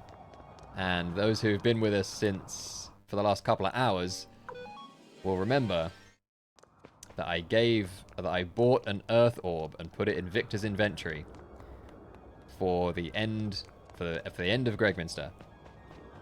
And in my practice run last night, I forgot to put it on Tengar, and I thought, well, that was quite a big mistake, and I had to run all the way out of the palace. Surely I'll remember that. I'll remember making that mistake, and I won't make that same mistake again during the actual marathon. But you know what? Turns out you can't rely on me not to be a complete idiot.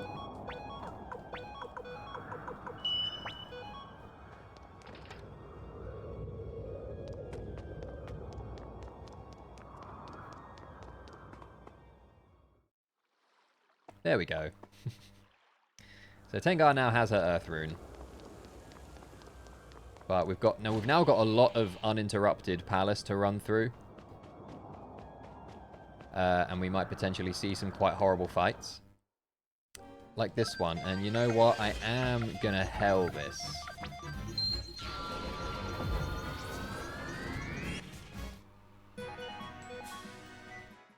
Only 29k. Okay, that was...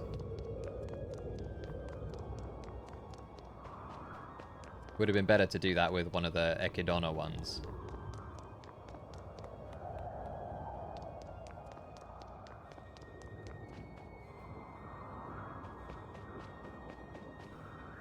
And we're back.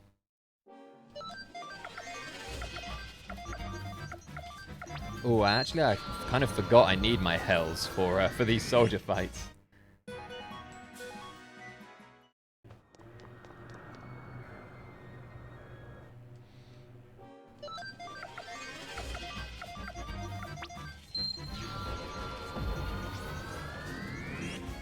So we've got 5 more fights and only 1 more hell.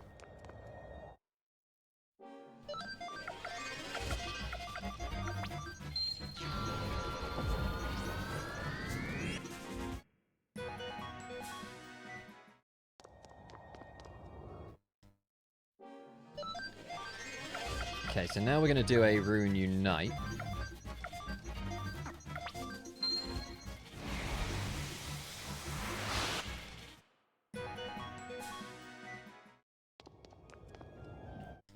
Now we'll see how many extra earthquakes Luke has. He only has 1 extra earthquake. Pretty sure Tengar only has 4. Okay, so for this last one, we're gonna...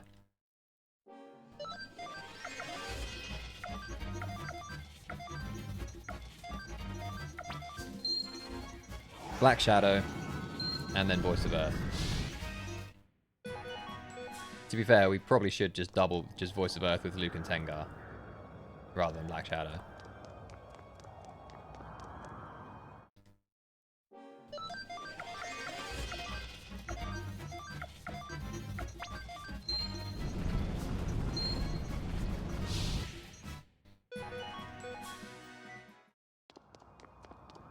Alright, and that's the soldier fights done.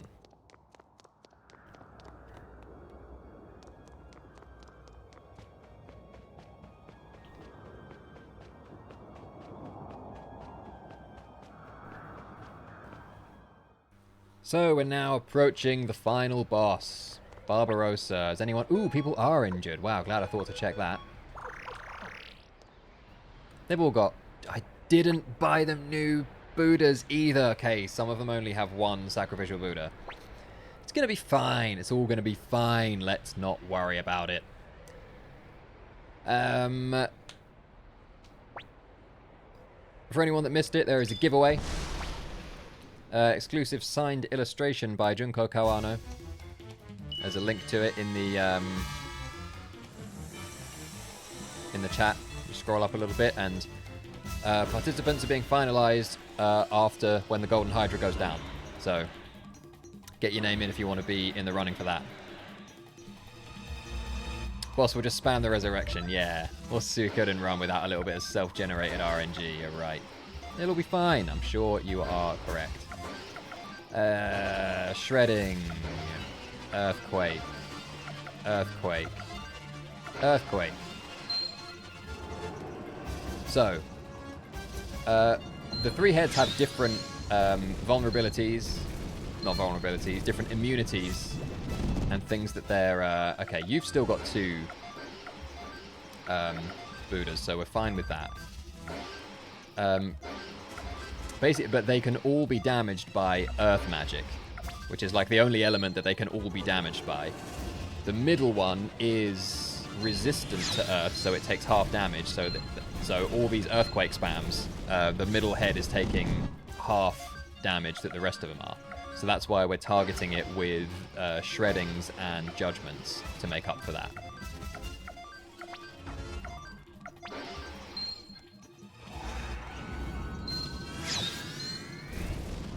That should be all the extra damage we need, so... Black Shadow. Victor and Flick can both defend on the last turn. Now, should go down to... all 3 heads should go down to Hellion's Earthquake here. There they go.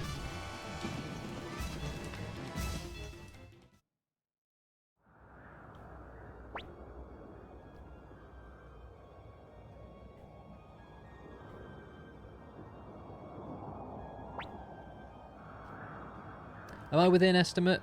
What is my estimate there? My preview's a little small. I can't quite see it. Thanks for the GGs, everybody.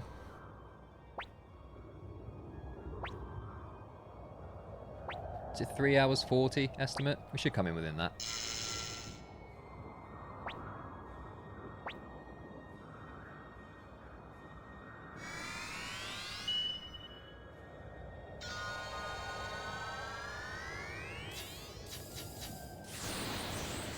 All right, giveaway list of participants is locked in.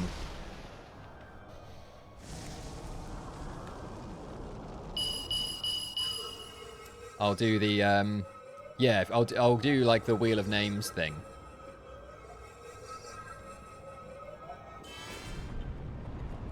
So something I can just paste into that would be good.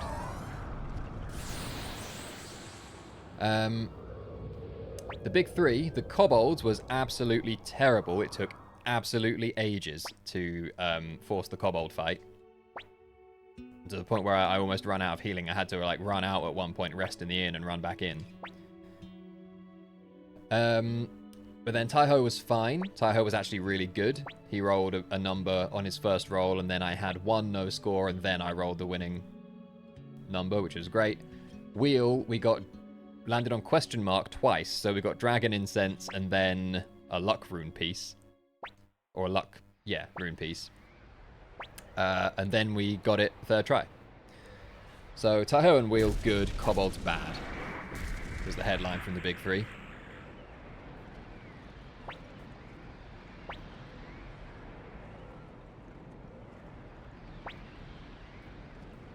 So to round the story off, Windy the big evil magician who'd been mind controlling these generals with their runes, with runes she'd given them, thought that she'd been doing the same with Barbarossa, but it turns out he was just pretending because he was in love with her. His sword gave him immunity to what she was trying to do. But in a last-ditch effort to protect his empire, he used said sword. Oh, I just chose the wrong dialogue option, but never mind. In a last-ditch effort to protect what was left of his empire, he used the magic in his sword to transform himself into that big three-headed Hydra. Hydra? Dragon, I guess. It's not a Hydra. They don't regrow. Well, I guess they do if they use the revive. Anyway. We defeated him, and then he confesses that to Windy, that he was never under her control. He's immune to her magic, so he grabs her and jumps off the edge of the balcony with her, presumably killing them both. We don't see either of them for the rest of the series. And he was, of course, a load-bearing emperor, as the old adage goes. So the palace is now collapsing, which is classic endgame. So we've now run out. Victor and Flick are staying behind to fight off the soldiers who are inexplicably still fighting us and not trying to escape themselves. And meanwhile, we continue to make our way out of the palace. Tengar, however, who was in our final boss party, don't forget, somehow has made it out already.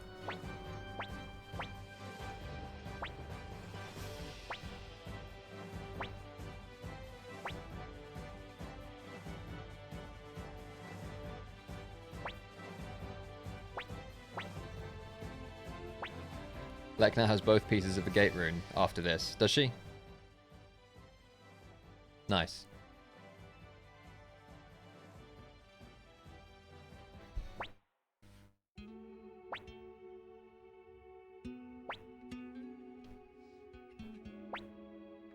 And time.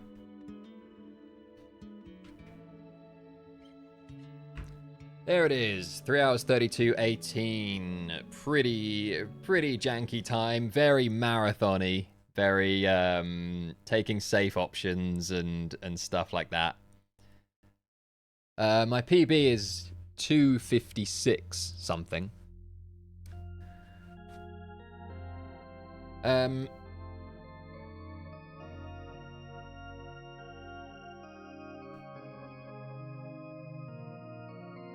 But yeah, we did it.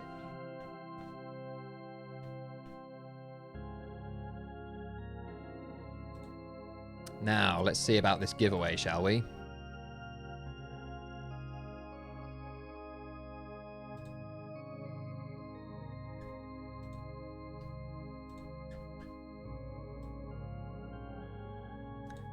So this is just a list of numbers and letters. Was this to, like, preserve people's anonymity?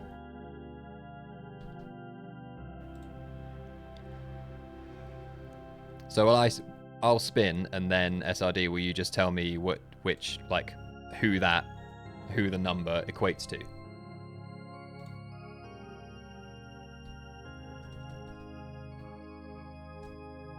What's up, Walex?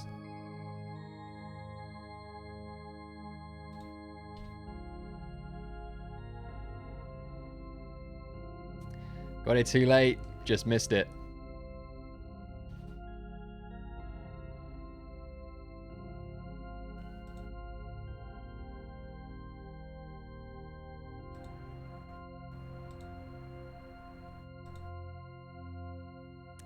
Let me see.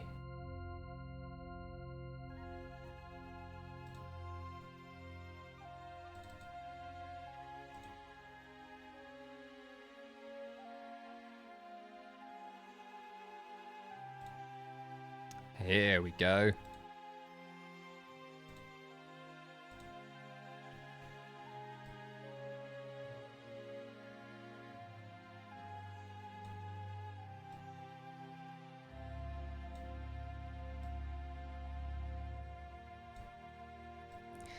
Right.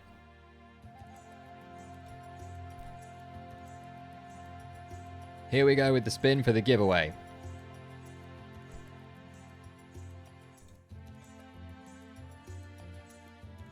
Yeah, so we've just got sort of coded some numbers and a letter. Eileen died, yeah.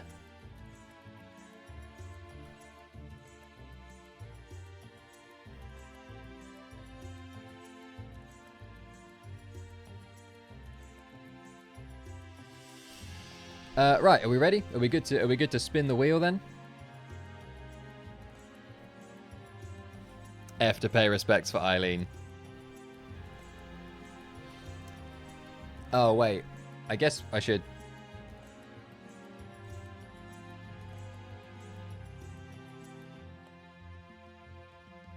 She's no longer Lepan's wife. We can I realized that I was covering up all of the stars.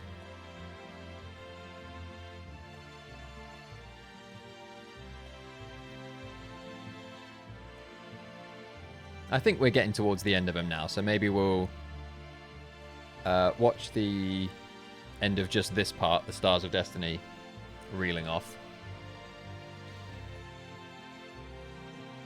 And then we'll spin for the winner of the giveaway. Signed artwork from Junko Kawano.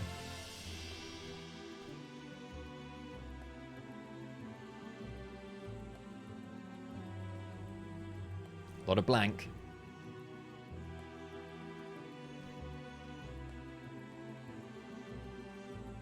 Giovanni starts his own business with Lepan's assistance.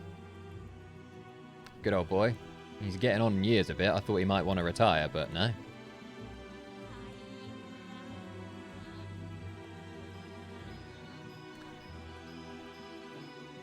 Missed a lot of people. Returned to Kobold Village and became its chief.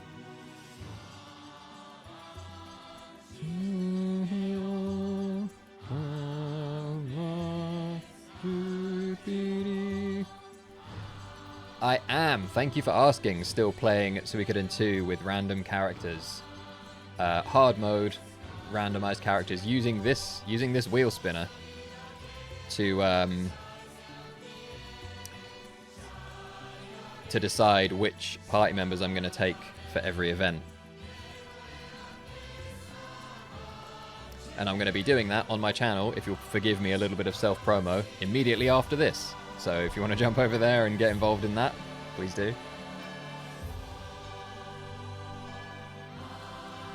Bodies are never found and the front half of the gate rune remains missing. Oh, we didn't recruit Chandler, who I think is the last one. Right. Wheel spinning time. Let's find out who the winner of the signed artwork is. 3, 2, 1, spin!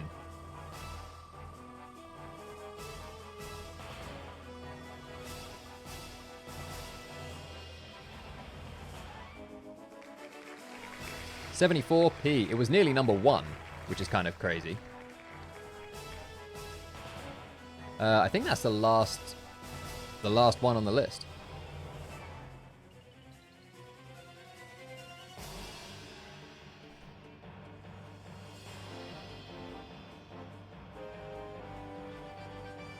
Congrats, Polantaris, who has been here and in the chat. The literal last entry, yeah. There he is.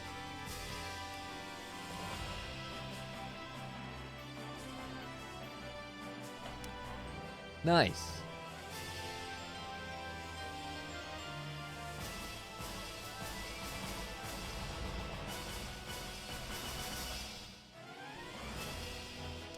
Right.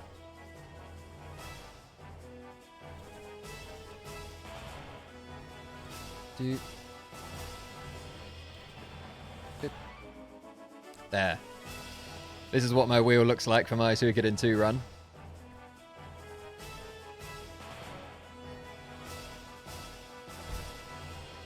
But we'll hide that for now.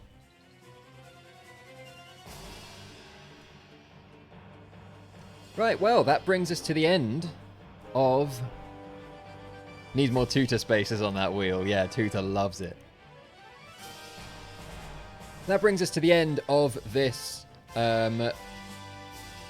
remaster, Suikoden 1 and 2 HD Remaster Showcase event. Hope you all enjoyed it. We're still in the early days of speedrunning both of these games. There's a lot more stuff to explore. Well, with the categories, there's some variation in what we can explore. I mean, at the moment, mostly the category stuff is pretty much just you need to use 1 or 2 extra spells in each boss fight, which is not especially interesting, but it's definitely a new... Both games require a very new approach, because none of the tricks we use in the original apply.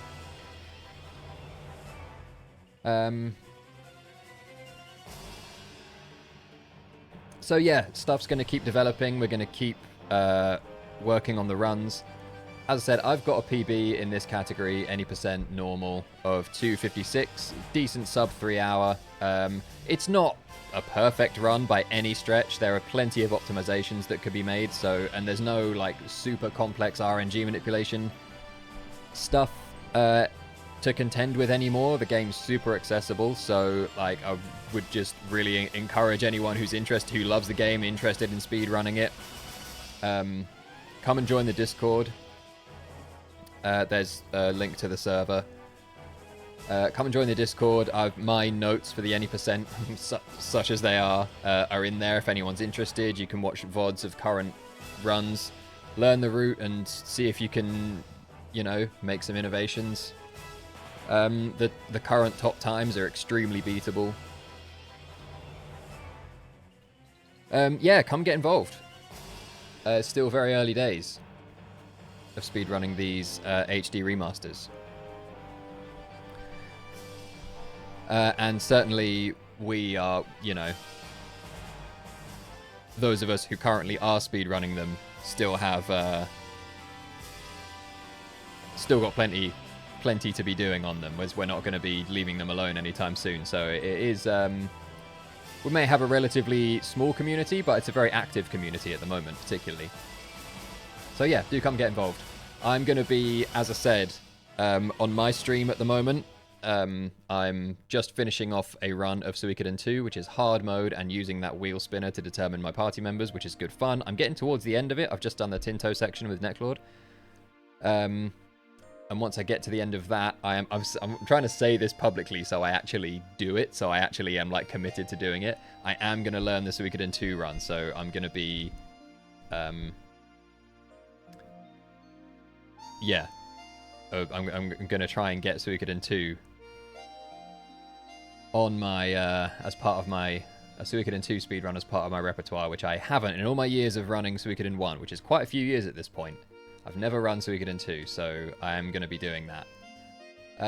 Yeah, like I said, if you'll forgive a little bit of self-promo, I'm going to be going live on my channel immediately after this to continue with my Suikoden 2 hard mode random characters playthrough. My Twitch handle is over there in the little box Tom with 2Ms88.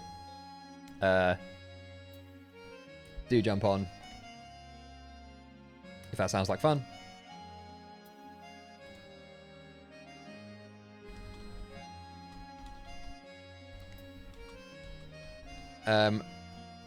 And we're actually gonna do a little bit of a cheeky double raid. I can't start my stream immediately because I've got to. Well, it's gonna take me maybe 30 seconds or a minute or something to get my stream up.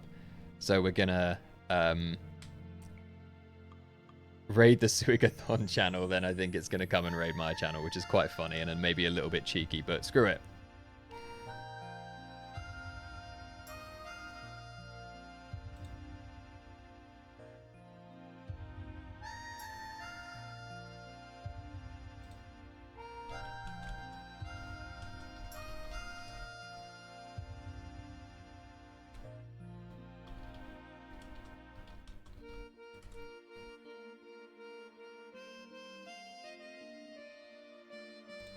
All right, that's it from me then. Hope to see some of you over on my channel where we're going to do a little double raid. So yeah, that's the raid for the Suikoden channel. I'm going to take a brief moment, hopefully no longer than a minute, to get my stream up and running, and then raiders are going to jump over to my channel because I'm greedily stealing all of RPG Limit Break's viewers. So yeah, we'll see you over there in just a minute or two.